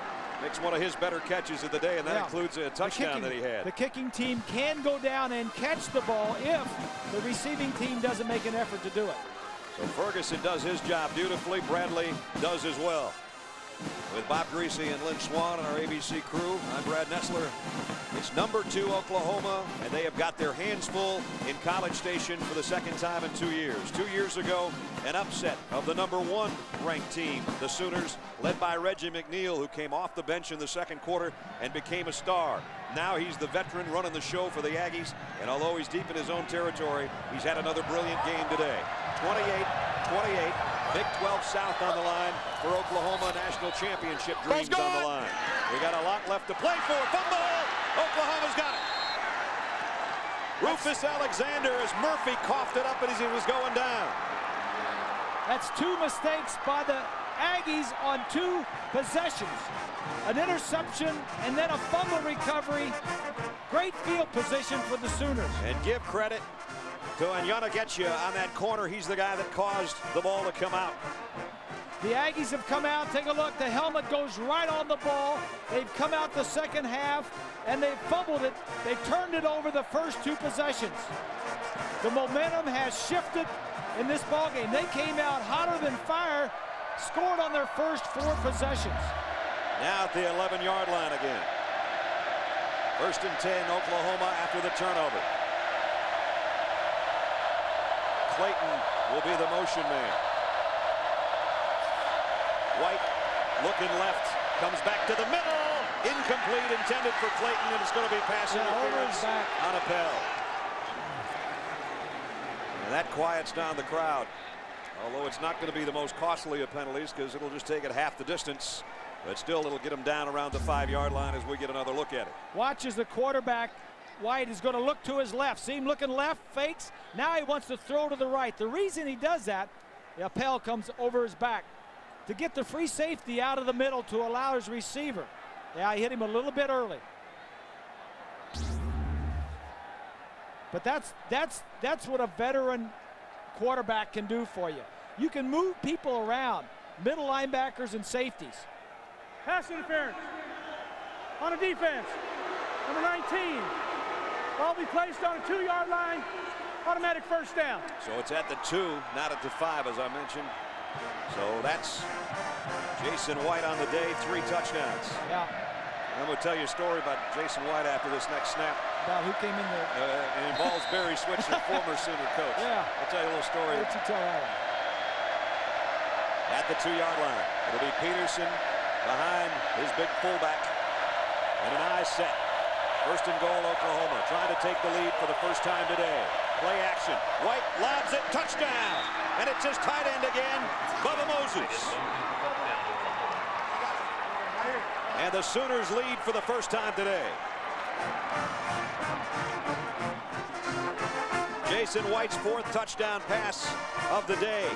And the story I was going to tell, I can tell quickly right now. Barry Switzer came in to Bob and I at halftime and said, guys, not only do we have a great chance to win this game, but if Jason White plays the second half like he played the first half, he's got a good chance to repeat as a Heisman Trophy winner. And there's a lot of truth to that. Everybody just kind of forgotten about him. But they were down, as the extra point is good, they were down 14 points. They were down early in the first half, and if he brings them back to win, Jason White's name will be out there. Here's his 4th touchdown pass to his big tight end. For the first time today, the Sooners have the lead. College football brought to you by the Hartford Mutual Funds, official corporate partner of the NCAA. GM Goodwrench. You can find Mr. Goodwrench at all GM dealers nationwide. The Home Depot. You can do it. We can help. Cialis. Ask your doctor for a free sample of Cialis if it's right for you. And AOL for broadband. Proud sponsor of First and 10. Well, here in the battle in the Big 12 South, Oklahoma leads it for the first time today. Iowa State has beaten Nebraska in the North today. Iowa State, one of those teams that started off with 3 straight losses and could end up in Kansas City in the Big 12 championship. It's a wide open North.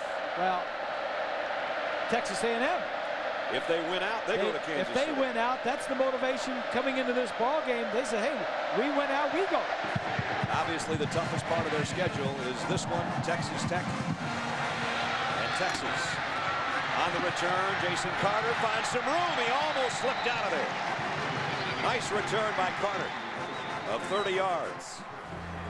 And a lot of problems for A&M. Miscues to open the 3rd quarter, the bobbled kick return. And then the interception on the overthrow. Dante Nicholson with the pick. About the only thing Reggie McNeil's done wrong, but then Murphy coughed one up, recovered by Oklahoma. They took it in for the touchdown 1 play later. That's where we stand at 35-28. They've had 4 possessions and 3 turnovers in the second half. 3 turnovers in a span of 6 minutes and 7 seconds. Whereas in the first 8 games of the year, they led the nation in turnovers with only 4.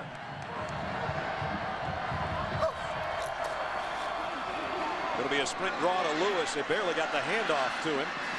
And he is hauled down from behind by Clint Ingram, the outside linebacker. Momentum, emotion, we talk about it all the time. When this football game started, it was all on the side of the Aggies. The offense, the defense, the crowd, the 12th man.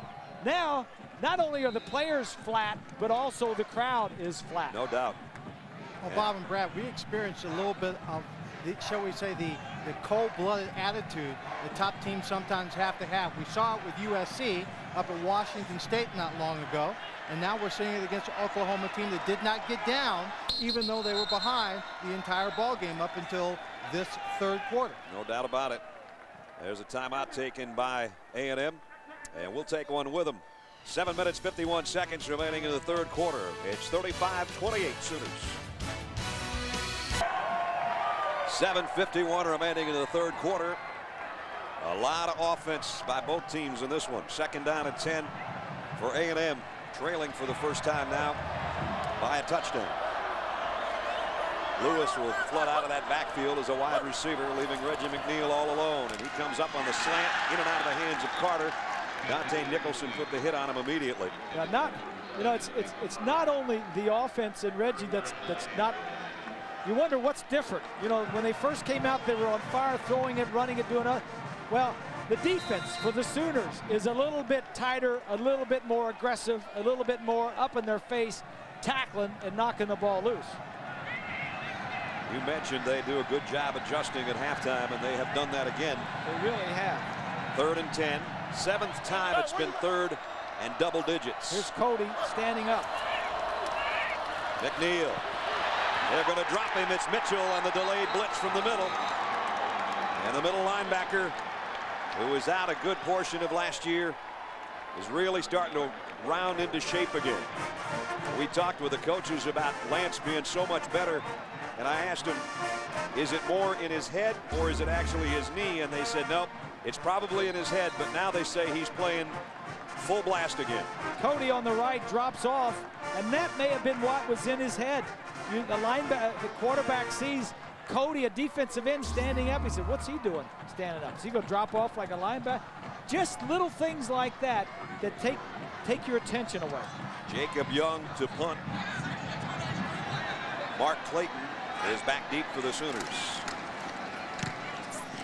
Young's kick. Clayton will have a chance on. Made the first man miss. Made the second and third miss. Clayton trying to pick up some blockers.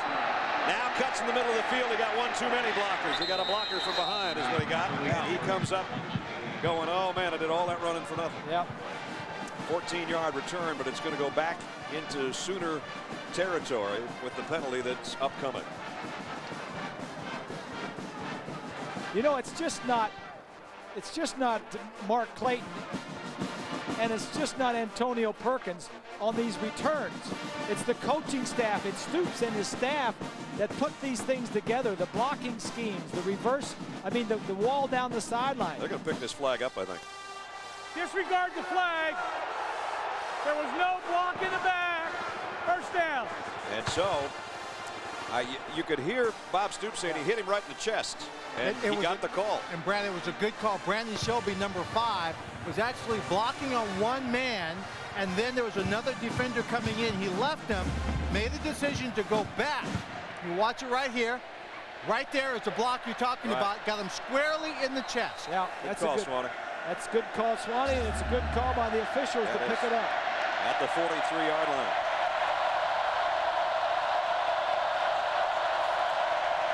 Play action is a good one by White. All day to throw. Going deep. Man out there. Broken up. Great job by Melvin Bullock, who got down there like a bullet, or Travis Wilson would have had a touchdown. Couple times today that if Jason White just put a little bit more on it. You're exactly right, and I'm going to show you right here. The play action's going to be here. Here's what we see. If he's going to go across the field. If he would throw that ball more across the field instead of down the field. Now look here. Throw the ball over here, not down the field. He threw it down the field, and it got knocked away. You got to let him go get it sometime. 2nd and 10. Inside handoff. Whew, man, kid pays the price for every carry today, that's for sure. Archie McDaniel, middle linebacker, is the first one to hit Adrian Peterson. And 6:20 left in the 3rd quarter. He's not over 100 yards if you're just joining us. It's so automatic with this sensational freshman out of Palestine, Texas. Didn't make an official visit here to Texas A&M, but he was here about a half dozen times because he lived in the state of Texas. Yeah. And they thought they had a pretty good chance to sign him. But Bob Stoops won the recruiting battle with A&M in Texas for number 28. 3rd and 6. White. It's complete, but it's short of the first down. To the 35-yard line is Moses, the tight end again, and Jonte Buell dropped him right there. Now this is sort of Neverland for Oklahoma. I don't know that DeCarlo's got a 52-yard field goal in him, and it's 4th down and about 2, and I think they're all thinking the same thing I'm thinking. And here comes Peterson, and they'll go for it. Well, Oklahoma has had it, and they've taken advantage of turnovers. They've had the ball 5 drives. 4 of them this half have started on the Aggie half of the field. They're 8 out of 10 on 4th down conversions this year, and now they're going to talk about it. There's just too much time taken in between making the decision. You don't want to rush this. Yeah, that's right. So Jason White will walk over to the sideline. The crowd will hush itself for a second. There's Josh Heupel, the former Heisman Trophy winner from Oklahoma. That was a pretty good recruiting class, wasn't it? Yeah, it wasn't bad. Heupel, Hippel, and You love saying that. Heupel, Hibble, and White. And White. It's a law firm. It's a law firm. That's right. They all came. It was a recruiting class 6 years ago. And of course, the 2000 championship team was Oklahoma in the Orange Bowl. That was Heupel. That was Heupel. Yeah. They have plans to go back to Miami January 4th. Those plans would be curtailed if they don't continue to win every game. Now, they don't talk about that. No, they don't, but we do. You say they have plans. I mean, they have plans if they take care of business, win this game. Because you talked to Bob Stoops about it, and he'll say, we're looking at this game. Yep. We want to win the South Division. We want to win the conference, and then go to the championship. And they knew Kyle Field to be a trapdoor right here, and it has been. So now the fans took that little break with the timeout to get ready to make it very unfriendly for the Oklahoma offense on 4th and 3. Well, the defense has come alive for the Sooners and setting him up in this better field position this half. 4th down and 3, Oklahoma.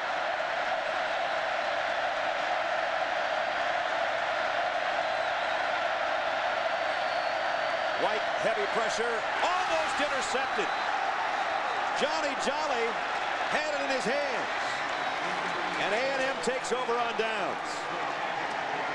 White wanted to make the quick throw, but he threw it right to a 300-pound defensive tackle. That's what they call a zone blitz. These guys are going to blitz all the linebackers. Jolly is the nose guy. He's going to drop off. Watch him right in the center. Right there, he started over the nose, over the center, and dropped off. That's good coaching defensively because he dropped off right where they tried to throw the ball. He's having a jolly good time on the sideline. He just wanted that ball. What's he weigh, 305 305 or so. We could have used a sundial. The clock is running towards the end zone. Had he caught it. A&M does take over with 5 minutes and change left third quarter at their own 36. Reggie McNeil overshot his intended receiver on a quick slant. He threw it way over the head of Kerry Franks, a freshman. There's Walker. Walker's a freshman. Yeah, he's and he hasn't played all year. He's a true freshman, and they decided to burn his red shirt this year. I mean, this game. Brent Venables told us the other day, if you see number 24 out there, it's because we need him in the secondary, and we're going to burn it. Yep. That red shirt, and he's out there, and he's played quite a bit. 2 tight end set. There's Brent. One of the fine coordinators in college football. He'll be a head coach someday, without a doubt. Here's the pass, incomplete. Intended for Quinlan Germany, the tight end. And it brings up 3rd down and long. So another 3rd and 10 plus. This one will be 3rd and 10 upcoming. You just can't stay as sharp and as good as Reggie McNeil was that first quarter, first half, the first 3-4 series of this ball game. Now he's only hit 1 of his last 7 passes. And he's looking at a 3rd and 10 here. The shadows have covered the field completely now. 3-man line for Oklahoma. Mitchell and Cody now step up in there, and Cody's going to bring it from the corner. And Cody's going to wrap him up. 2nd sack of the day.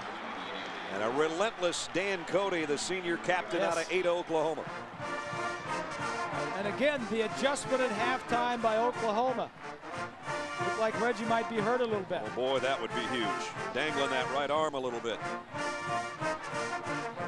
We can tell you right now that neither of these teams give out any kind of injury information. And so we won't speculate other than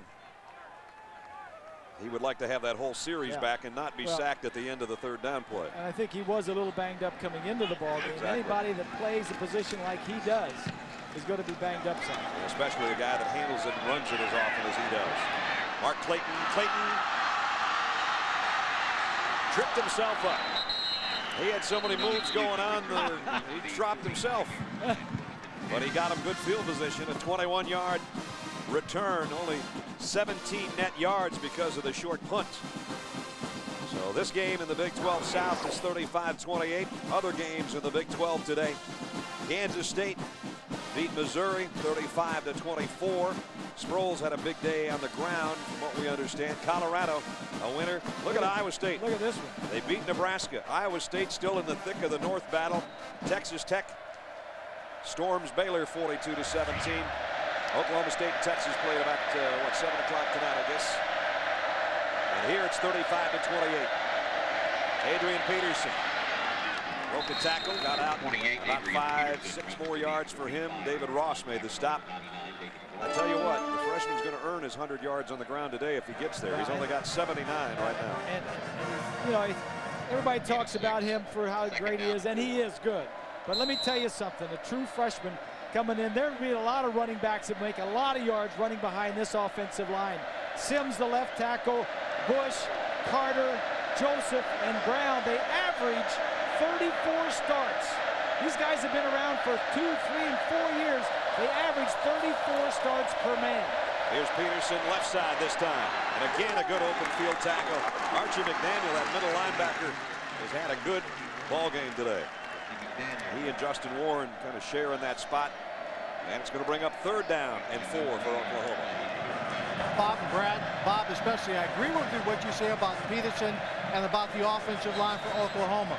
But when I was talking to Bob Stoops earlier, and we were talking about Adrian Peterson, he says not only is he physically talented and he's gifted, but he's got an attitude that doesn't normally come with a freshman. He'll size the guy up and he'll take him on. Said he was tough and physical and would run inside. Kewan Jones in there right now, flanking White in the gun. Jason rolls and throws, completes it, but it's a long way to that 1st down marker, and Wilson won't get there. Well, that's the problem when you throw short and you hope your guy can run for the 1st down. Defense got there quickly and prevented it. Eric Mays and Byron Jones both staying home on that corner, and Jones, one of the defensive captains, makes the stop and forces a punting Blake Ferguson again.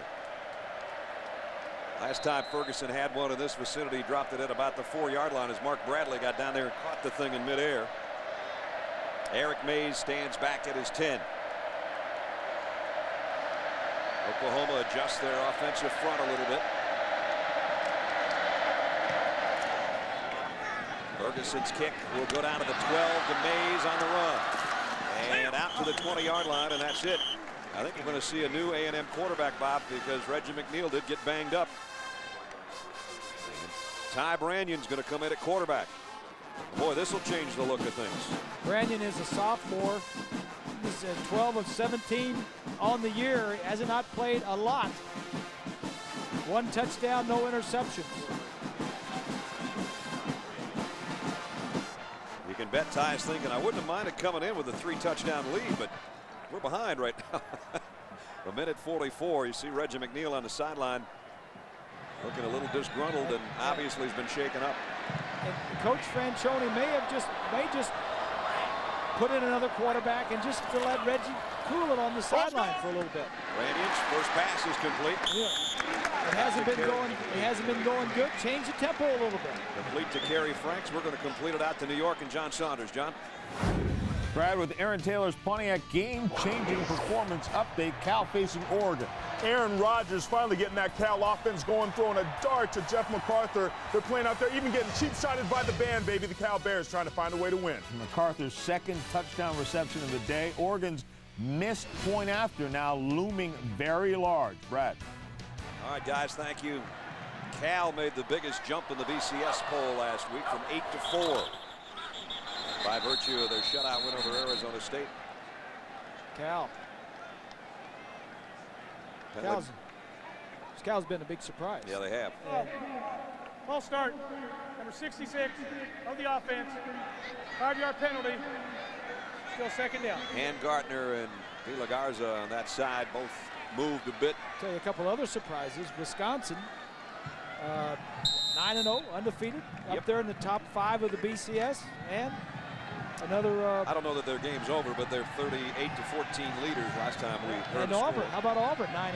Auburn sitting back, waiting for Georgia. Georgia won today, so that's the big battle in the SEC next week. Brannion throws incomplete. There's a late hit on the quarterback, I think. Late flag by the referee.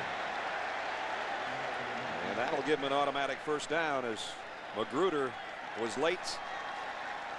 Roughing the passer penalty.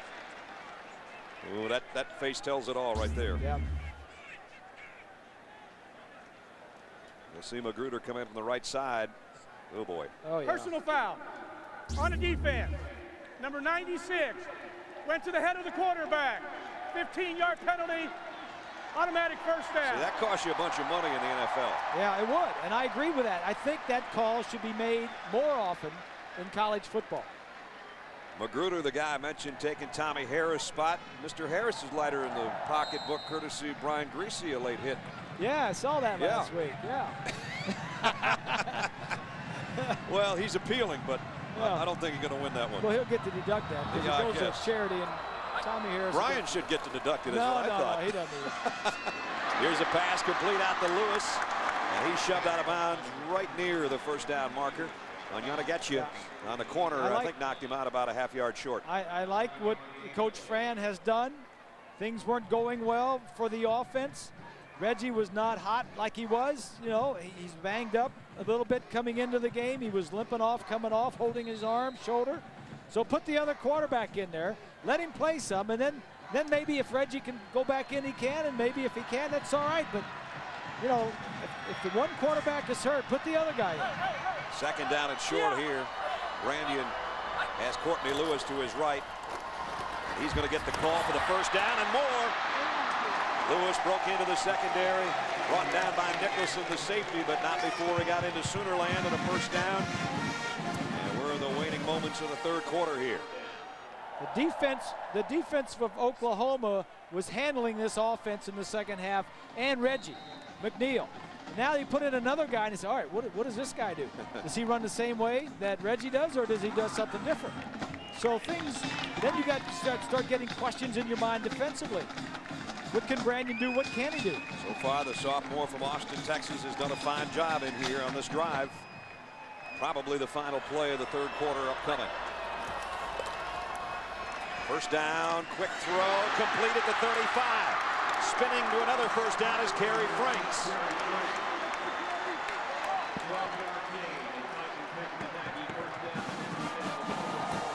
And the quarter will come to a close. And I'll tell you what, it's going to be a fantastic finish. I don't think you're going to want to miss the fourth quarter of this battle in the Big 12 South. 35-28, number 2 Oklahoma trying to hold on. A&M trying to be the spoiler again. You're watching ABC Sports Championship Television.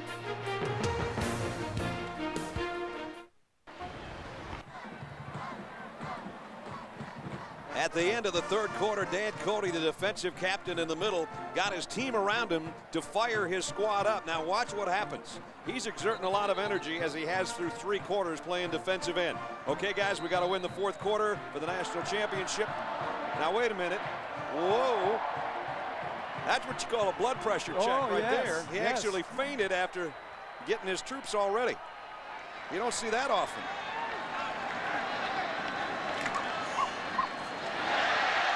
Lewis down to the 25.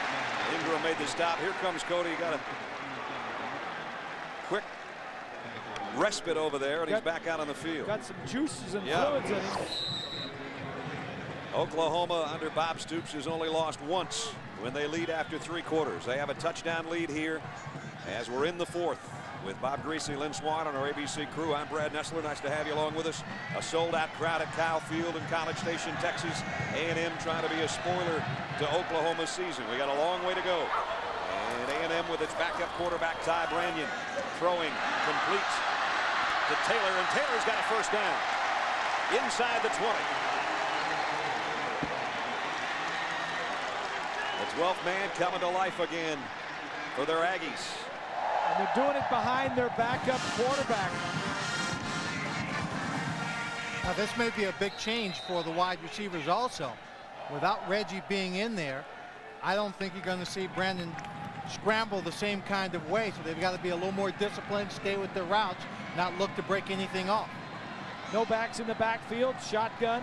Lewis goes up to the top of your screen out of that backfield. The tailback, one of a 5-receiver group now for Brandian. Has time, throws complete again. Terrence Murphy at the 13-yard line. And right now, Ty Brandian is 5 for 5. Very impressive.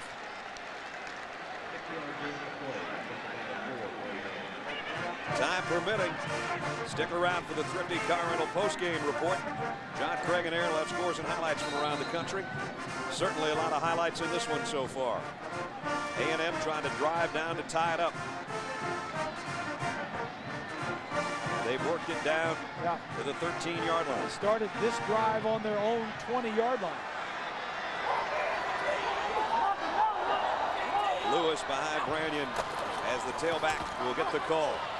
Trying to bounce it outside, and he's not going to get there. The interior there, led by Carl Pendleton, making the hit on it. A&M today started the game 5 for 5 on third down conversions, and they're 0 for 5 since. And it's 3rd and 6 here. The ebb and flow of a college game, the momentum can change so quickly, and it can change back. You know, so far this second half, it's been with Oklahoma. Now, very slowly with this drive, I think you're seeing it may change back. They've got to get down to the 8-yard line for a first down. Brannion in the gun. They'll bring some pressure on him. He throws incomplete. The flag at the goal line. It's going to be pass interference on Yanyanagetje.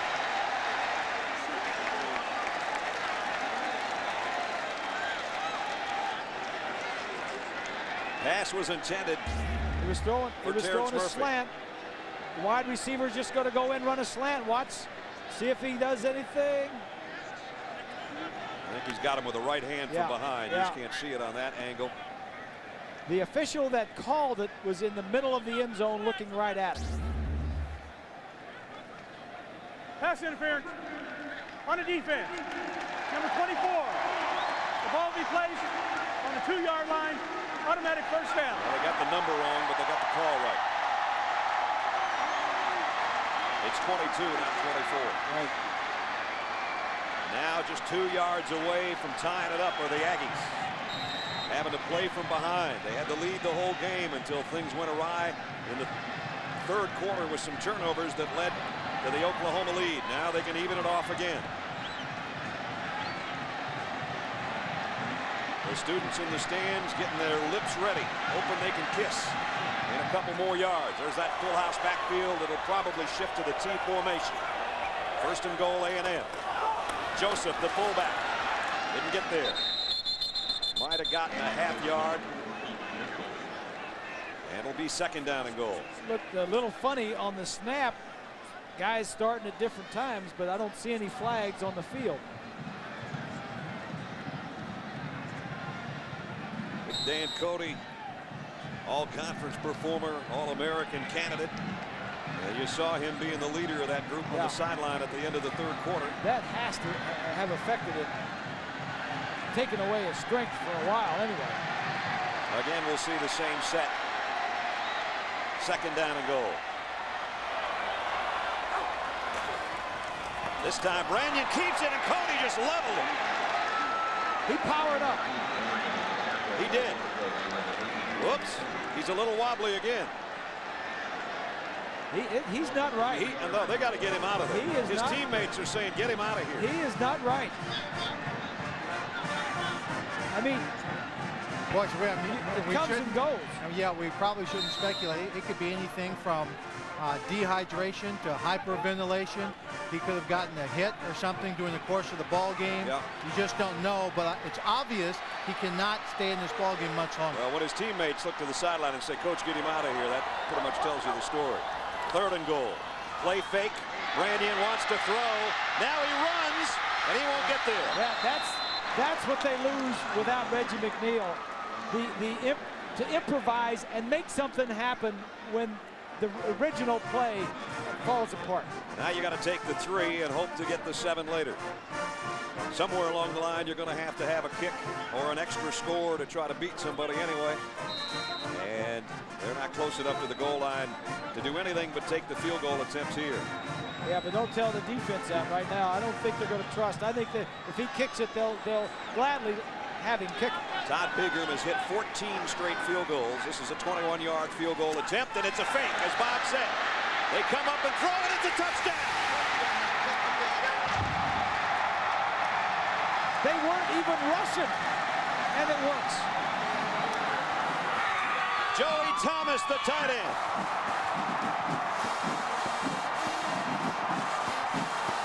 Schroeder, the guy that caught one earlier, throws that one out of his holding position. Now they have faked a punt for a touchdown and a field goal for a touchdown. They weren't even rushing. They were looking for a fake, and the play was so good that it worked. I'll show you it in a minute. Now we'll see the extra point.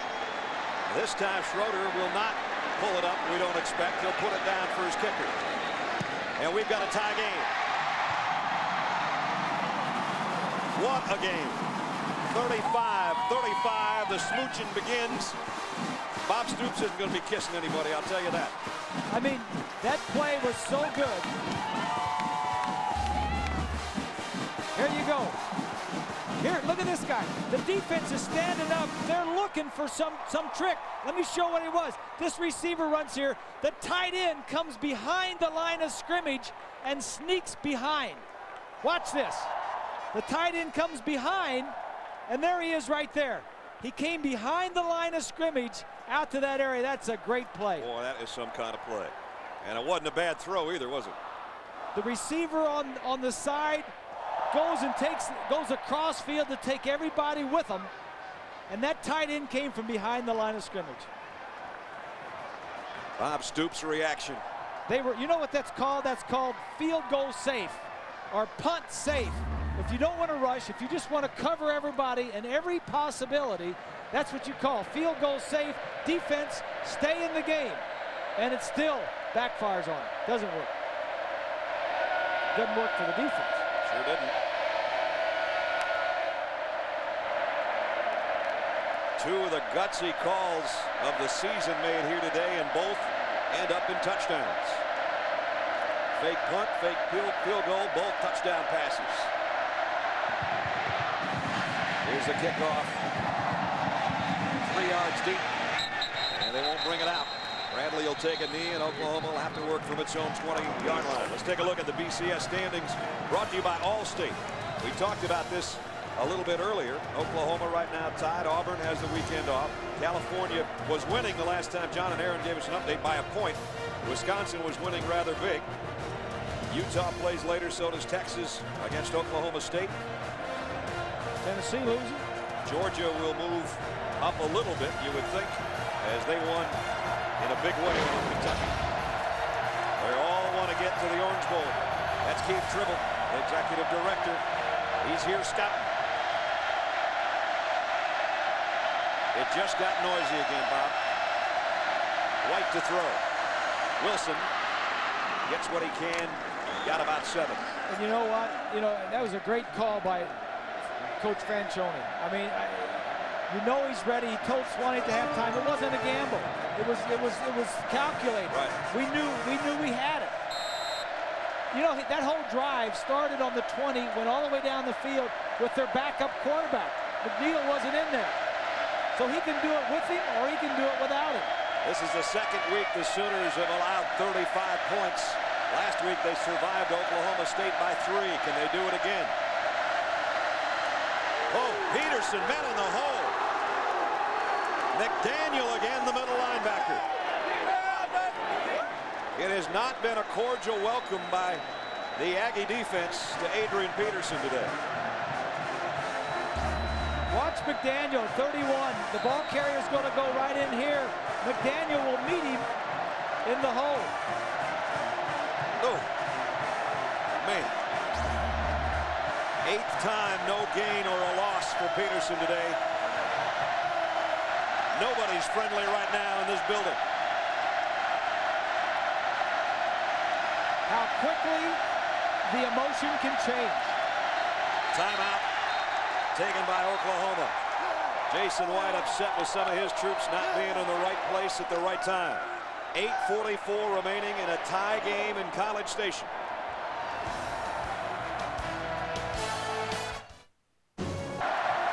To be honest, I don't know how they do it the whole game. The crowd deafening at Kyle Field. It's 3rd down and 3 Oklahoma. And I'll let the crowd let you know if the Sooners pick up the first down. because we won't be able to see half the field with all these guys standing up and waving their hankies.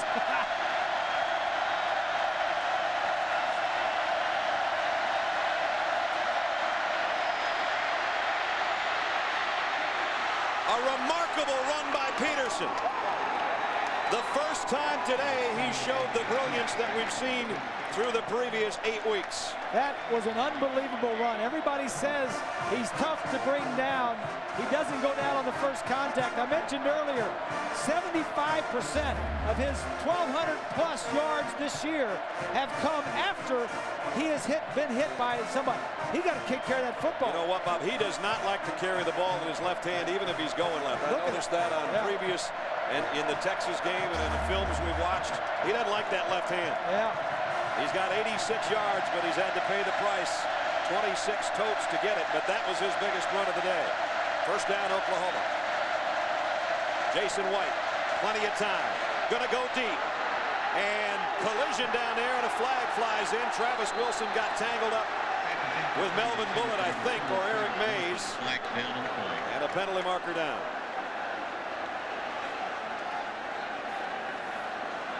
It's going to be defensive interference, which will be a 15-yard penalty from the spot of from the previous line of scrimmage.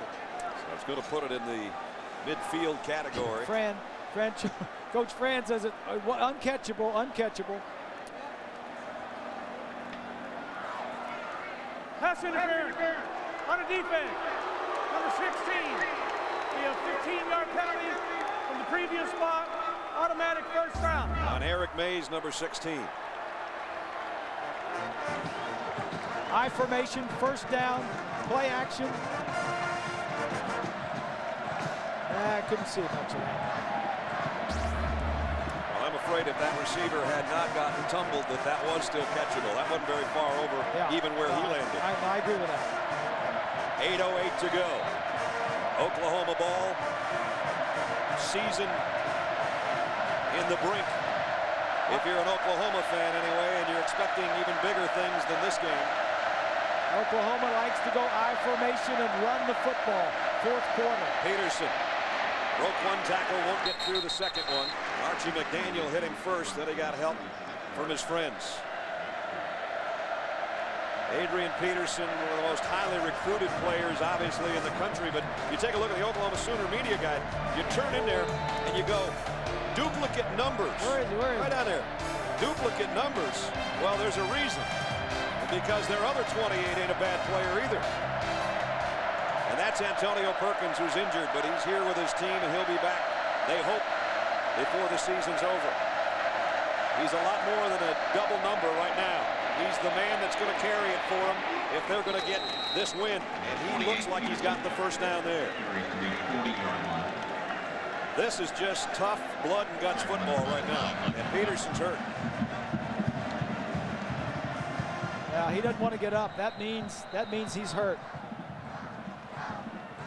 It was Archie McDaniel, the middle linebacker, who made the stop again. And we'll get another look at it.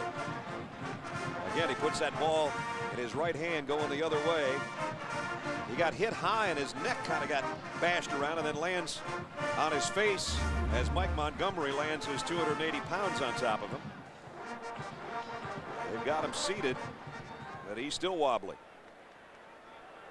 He also, Bob, came down pretty hard on his knee when he took that shot. They've got everybody around him. He can't get in to see. If they're trying to stand him up, it obviously has nothing to do with his legs. He may just been knocked woozy.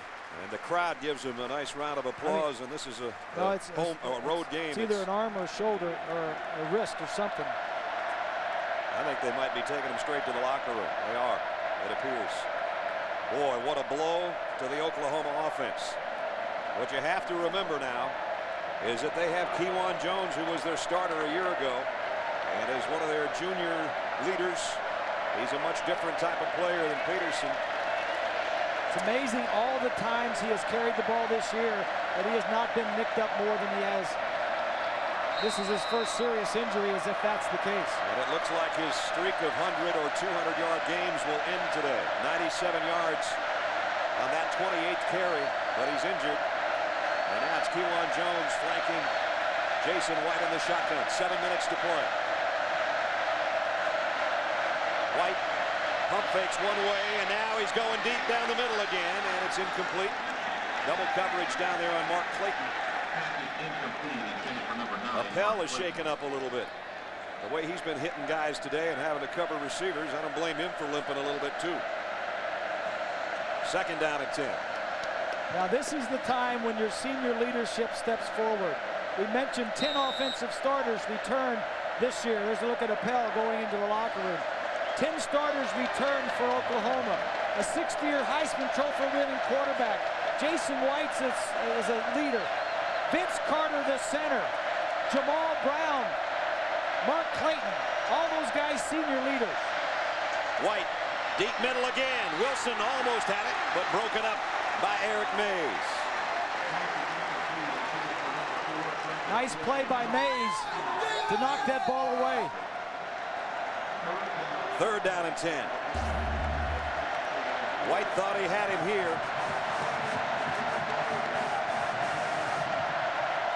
What a great play by the defensive back Mays. He's just a redshirt freshman too, playing for the first time this year, Mays. At the 40-yard line, second-ranked Oklahoma on the ropes. A third down and 10. They're in Aggie territory. But this is the biggest play of the day so far.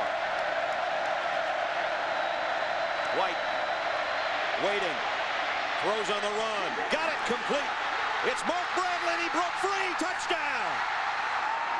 What a great play by White. Jason White keeping it alive. He set up in the pocket. He started getting flushed. He scrambled around a little bit, had some time, and got it, threw it on the run. For the second year in a row, Jason White has thrown 5 touchdown passes against the Aggies. 39-yard touchdown pass, and it's 41-35, an all-important extra point coming up.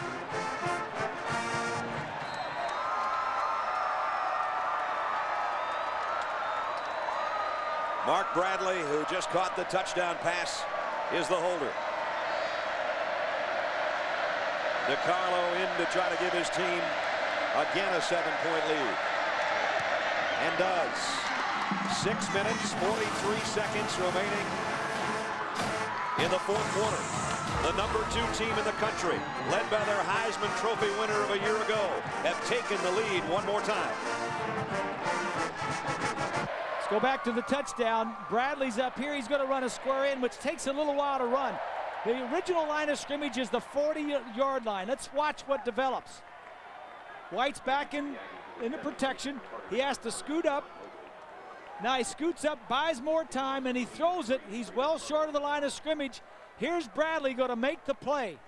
So by moving around in the pocket, scooting forward, not going past the line of scrimmage, he buys time for his receiver to come open. How big have the last 2 weeks been for Mark Bradley? 3 touchdown catches last week, 2 today. The Sooner fans thinking oranges. Of course, they still got some work left to do in this one. And how big has Jason White been in this game, bringing his team back? He loses his top running back, the guy that's run 1,200 yards and all that other stuff. They score to tie the game. He brings them right back to go ahead.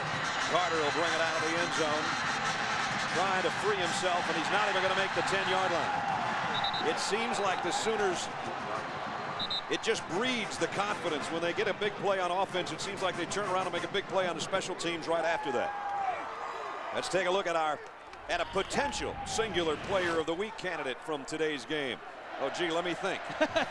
How about Jason White? Yes. How about buying that time and throwing that pass? His 5th touchdown pass of the day. To vote, text player to 64444 or log on to ESPN.com. Look at those numbers. And I think back again, if you missed Bob and I talking about it earlier, former Sooner coach Barry Switzer came into us at halftime and said, if Jason White wins this game, he might win the Heisman Trophy. There you see him working on Adrian Peterson, who's a guy that'll take Heisman votes from him. It looks like ribs, some ribs. Ranyan will run with it, and a nice run it is. Jackson tracks him down. Swanee?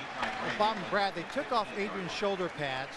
and they took off what looked like part of a shoulder strap or harness underneath, and they're reshaping it to fit his shoulder.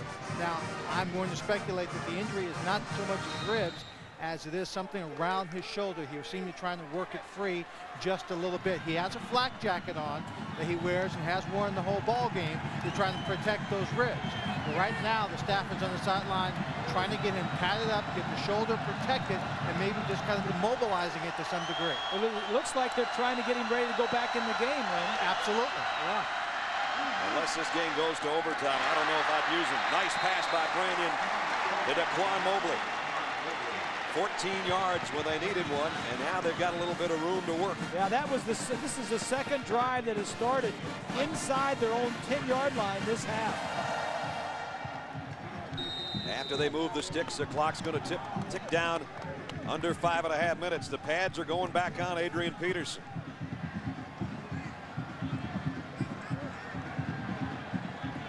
They don't have a phone booth here at College Station. And he ain't Clark Kent, but he does some pretty super things. Branyan throws. Lewis had his hands on it. He just couldn't take it with him. Bob and Brad, let me throw in one other point.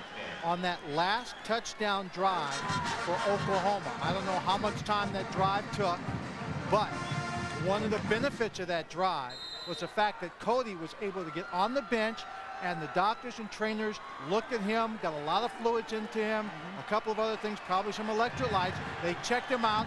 I'm again going to speculate. It's not a head injury. This staff is too smart to send him out there if he had that kind of injury, but he had enough time to recover and get back in the ball game. There's Cody right there, standing up, dropping back now. Second down at 10. In the pocket, and they sack him. It's going to be Burdine that time. Yeah. Branyan is no McNeil when it comes to scrambling, and that is the big thing that this offense misses. When the play breaks down, he doesn't have the legs of Reggie McNeil. Coming into this game, Texas A&M led the conference in sacks, and Oklahoma had 22 of their own. They have 3 more today. There you see Reggie McNeil standing with his head coach and watching Ty Branyan try to pull this thing out of the fire. Oklahoma's going to take a timeout. 4:47 remaining.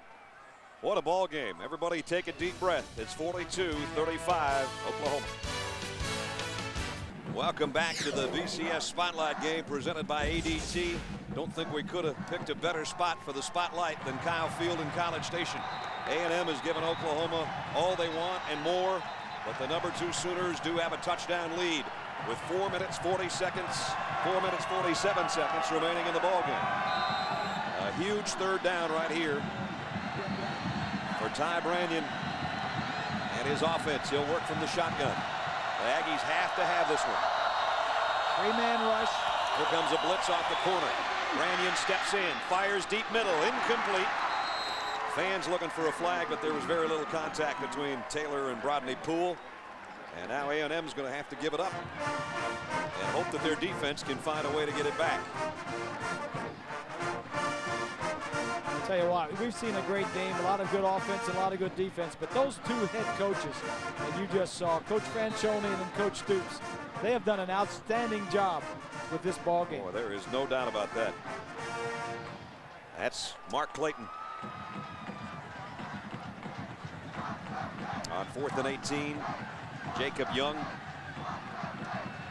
in punt formation. That's the best way to put it when they get ready to kick today. He'll kick it. Clayton with a fair catch call will take it at about the 43-yard line. A 38-yard punt, no return, but good field position for the Sooners, who have a touchdown lead. Our Pacific Live game summary.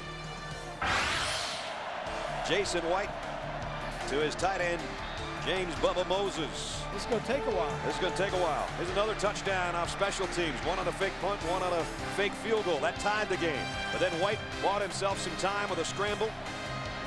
Found the open man in Mark Bradley, and Bradley did the rest. Took it to the barn. And that's where we stand right now. And believe it or not, Adrian Peterson is back in full regalia. He's not on the field, but he's ready. You know what that had to be? It had to be a stinger. Yep. He just had a little pinched nerve in his neck for him to act that way, to do what they did, and then come back and be able to play.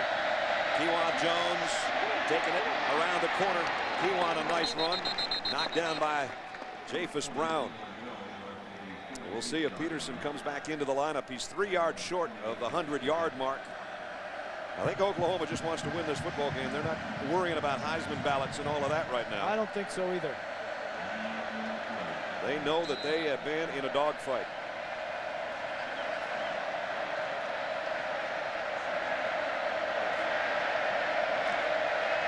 Second down and short.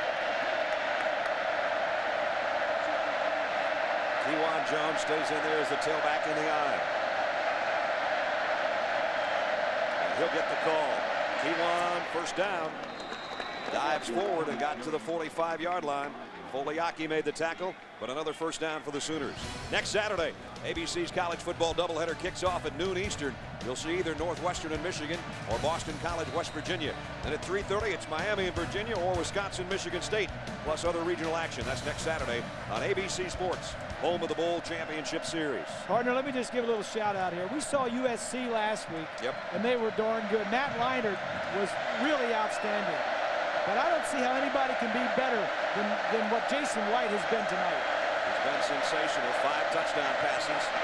Kewan Jones, this time only about a yard for Kewan. And Archie McDaniel made the tackle again. On the year for Jason White, 25 touchdown passes, 4 interceptions. And he has thrown, what, 116 passes without an interception. Yeah. Those are the comparisons coming into the game. Right. You can add 5 more to the 20 on the left side, and we'll see what Matt does a little bit later on tonight. 23-3, Jason White coming in his 26 starts. They do got Jason. Second down and 9. Jones up the middle. Nice run by Jones. He got it down to the 37-yard line, and the clock will continue now to be. Nice hold by that offensive line. Carter up front, Joseph. Davin Joseph, number 77, and that offensive line is, I think Peterson's coming back in. Yeah, here he comes. Well, he's probably a carry away from the century mark again. But Davin Joseph in the middle of that offensive line, one of the guys that will be back next year, was a high school outstanding wrestler. Usually those guys are on the defensive line, not the offensive line. Third down and 2. Here's Peterson. And he's got the first down, and he's got 100 yards on the day. He must have talked pretty strong and long and strong to Bob Stoops to say, hey, Coach, I'm ready. Let me go back in. Coach, I'm ready. Yeah. 8 straight games of 100 or more. Let's make it 9. And he just has. Yeah, I'm sure Bob listened only to the doctor and not to AD. Well, he's back over there on the sideline with a 101 now. Well, Bob and Brad, this may not have been the flashiest game for Adrian Peterson, but I still contend this is a great ball game for a freshman. To come into Kyle Field, to play one of the most physical games he's probably played all year, and to stay with it, and stay with it. No doubt about that. And now it's Jones, the junior. Took a big hit. Daniel and Montgomery make the stop. We're down to 2 minutes and 7 seconds, and the whistle will stop play right there. 2:07 remaining in the fourth quarter. Oklahoma 2 minutes away from surviving Kyle Field.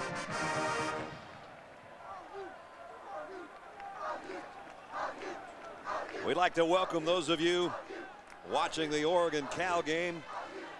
This is Kyle Field. 83,000 on hand with 2:07 remaining in the fourth quarter.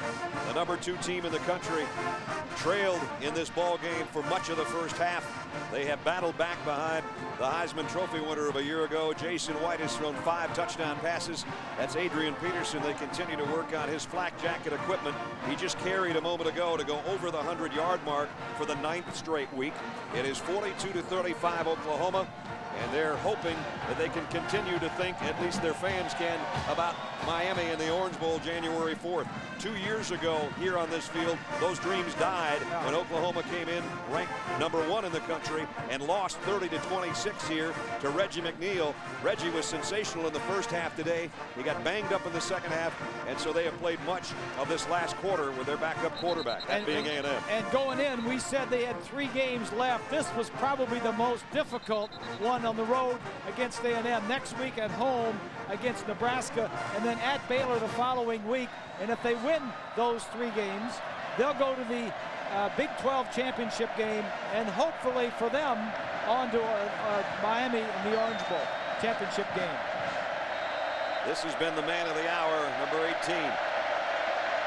6 straight runs on this drive that started back at their own 43-yard line. They've worked it to the 31 of A&M, and they'll keep it on the ground again. Nothing fancy here. Just trying to come off that line and let that clock run. Yeah, you don't want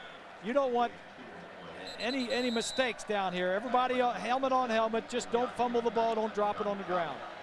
A&M takes a timeout, their final one, with 1:59 left. We'll see if Oklahoma can hang on when we come back. ABC Sports presentation of college football brought to you by Hummer. Check out the H2 Hummer like nothing else. Pacific Life, offering insurance, annuities, and investments. Pacific Life, the power to help you succeed. Miller, there's good enough and there's better than it has to be. Miller, good call. And AOL for broadband, proud sponsor of our 1st and 10. Kyle Field in College Station, Texas. Under 2 minutes to play, a 3rd down and 6 for the second-ranked Sooners. The toss to Kewan Jones. He's not going to make it. Nice play by Chris Harrington. So now let's see. The line of scrimmage is about the 29-yard line. Now the decision whether you let DiCarlo come in and kick it or you go for it on 4th. Remember, DiCarlo had a chance earlier in the ball game as he trots out, counts off his steps. The miss came from 42 yards in the first half, going the other way. And Mark Bradley is his holder. Oklahoma was a man short on their kicking team, and now they rush on out there. DiCarlo with a flag down now. Yeah, that'll be illegal substitution, and that'll move them back 5 yards and maybe out of field goal range, because it was going to be a 47-yard field goal before that. Substitution infraction. Number 38 of the offense. 5-yard penalty. Still 4th down. So that makes it goes from a 47 to a 52-yard field goal. His career long is 46. And now Ferguson comes out the punter. So that changed the complexion of that play. One costly infraction there.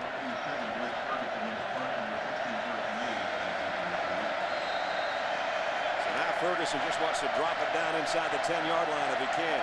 First he's got to handle the snap cleanly. And just get rid of it, huh? And get rid of it.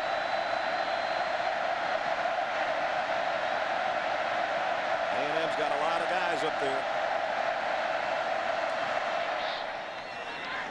Off the side of his foot. Takes a great bounce for him, though, and it's fielded at the 11-yard line. As Eric Mays didn't want it to go any farther than that, so he took a chance and got planted by about 4 Sooners on the special teams that'll help him up. Tonight, 2 of the most watched new shows of the season are back-to-back on a special night. At 8/7 Central, special 2-hour encore of Lost. And then at 10/9 Central, the #1 new show of the year, Desperate Housewives. Saturday night just keeps on getting better, starting at 8 tonight, 7 Central on ABC. I'm not going to say anything about Desperate Housewives. I don't know those 2. How about NYPD Blue? Okay. Yeah, it's going to be a big one on I'm Tuesday. looking forward to that one on Tuesday. It's going to be a big one on Tuesday as Jimmy Smits returns to Did you do Bob that and I's promo? favorite show. Did you do that promo? Yeah, I didn't get around to that. You want to watch on Tuesday night at 10, everybody. Yeah.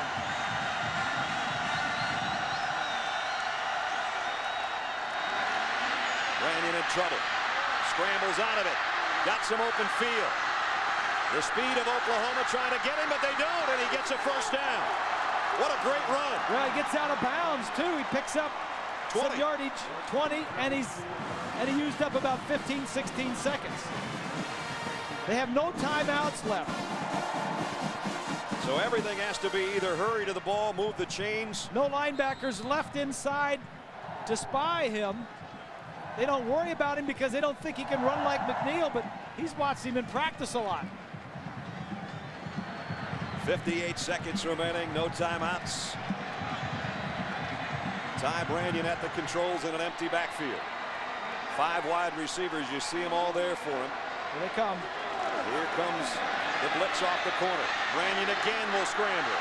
Again he'll run. This time he can't get out of bounds. Should have got out of bounds. Nicholson prevents him from getting to the sideline. The yardage that he may gain running is not as nearly important as saving time by getting out of bounds. He hasn't played much. Clock winding down near the half-minute mark before this snap. Brannion, look out. Cody nails him. Incomplete. What a hit by Dan Cody. Cody just keeps on coming, lightheaded or not. Yeah. Cody has played tremendously the second half, as has this whole defense. From this end over here, number 80, he just runs around. Hangartner. Oh. And Brannion will feel that one tomorrow. I'm looking at Cody and wondering if there's a little bunny beating a drum somewhere in the stadium. That's right. Look at those eyes.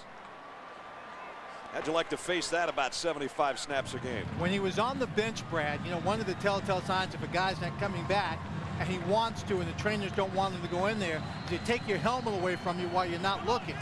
He had a real good grip on his the whole time. He's a senior captain. He knows what he's doing.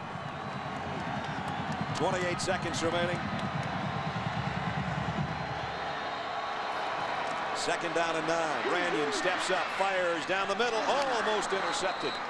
Intended for Irvin Taylor. Yeah, you've got to make those types of throws and take those chances. Crossing routes where guys can catch and run it, or deep sideline routes, because you've only got 23 seconds and you need a touchdown. So it's all come down now to third down and 9. It's obviously going to be 2 plays to get the 9, but as Bob said again, the clock very much a factor with 23 seconds remaining. And no timeouts. You got to get the first. Worry about that. Let them move the sticks. They'll stop the clock. Otherwise, think sideline. Brannion steps up in the pocket, flushed, and now he'll run. And he's got the first down and out of bounds. 2 scrambles, one of over 20 yards. That one's 13 more. No place to throw it downfield. He definitely has the receivers with the speed and big playability. If he could just hit them downfield, maybe a crossing route, and let somebody use their running ability. 17 seconds, all that remains. Terrence Murphy or Jason Carter. Franks, maybe the true freshman. They've got it now at their own 48-yard line. They're 52 yards away from forcing possibly an overtime. Trying to spoil Oklahoma's season. Brannion on the run, throws, completes it, out of bounds at the 33-yard line. They've got a shot for the end zone. They got one shot. They got 9 seconds. 9 seconds. Remember, they had a Hail Mary that was answered against Oklahoma State. Brannion's done a nice job. That was a different quarterback. And now Brannion, who has done a nice job, has a chance to be a miracle worker if he can hook up with somebody in the end zone. 9 seconds left. Out of timeouts. Ty Brannion. And whistles blow. I can hear Reveille barking in the background.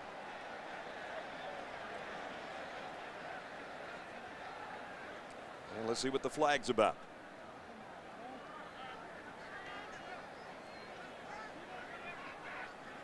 Did Oklahoma call timeout? I don't think they have timeouts. Head ball. Ball start. Number 75, offense. 5-yard penalty. Jamie Hightower, the tackle. The penalty will go against him.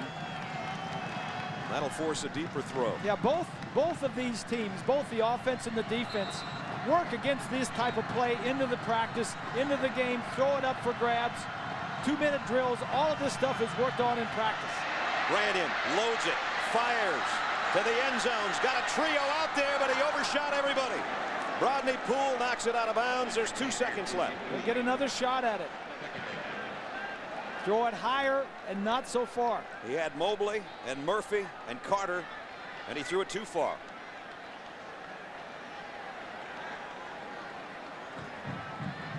So here it is. The ball game's come down to one play. You know, when they do this in practice, it's like a lot of fun, because your number one offense does this against your number one defense.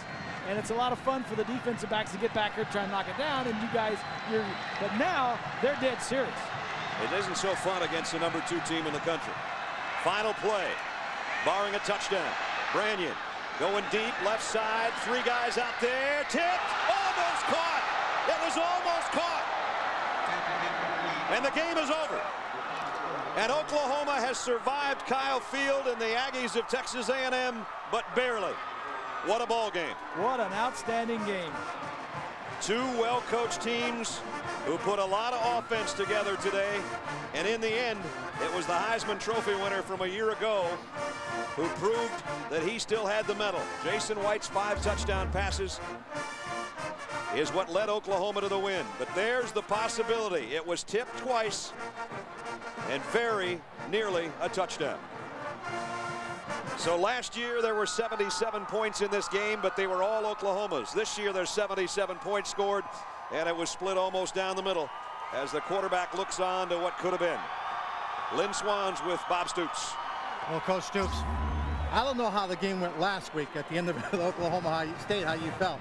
Well, I'm exhausted watching this ball game. Well, we're very fortunate. I'm going to steal a phrase from a buddy of mine. The good Lord was smiling on the Sooners today. We were really lucky. And just out-coached. I did an awful job at the end, even with clock management. And, you know, but, hey, we're fortunate enough to win. We got lucky, and we made enough plays to win here in a tough environment, giving up as much as we did. Or give A&M credit. They really played a great game, and Coach Francione and his staff really did a great job. Coach, they did a great job, but when I talked to you at halftime, you talked about adjusting, coming back. You're only 7 points behind. You found a lot of resolve in Adrian Peterson after being hurt. Cody came back in this ballgame. That's right. You know, we couldn't play much worse defensively in the first half, and through it all, we end up, as you said, the positive side of that in the locker room was, hey, we're only down 7 points away from home. We can build on that, and then we took the lead back, and, you know, they made some excellent plays, and, you know, some of the fakes, we were in safe situations, safe formations looking for them, but they executed them. We didn't defend them very well. Well, Coach, this is more than a bump in the road, but you survived it. You're still undefeated, and the dreams are still ahead. Yeah, we were really lucky today, Lynn. Thank you. Thank you. Brett? Bob Stoops, very honest evaluation of this ball game. Our Chevrolet players of the game in this one: Jason White, 5 touchdowns for the 2nd year in a row against the Aggies. Jackson Appel seemed to be all over the field from his safety spot for Texas A&M. In recognition of their efforts, Chevrolet make a $1,000 contribution to each university's general scholarship fund. Wow, that's about all you can say after one like this. Oklahoma is number 2, but they finished things off when they had to, and they win it 42-35 in a very, very tough spot. ABC Sports is online at ESPN.com. Search ABC Sports.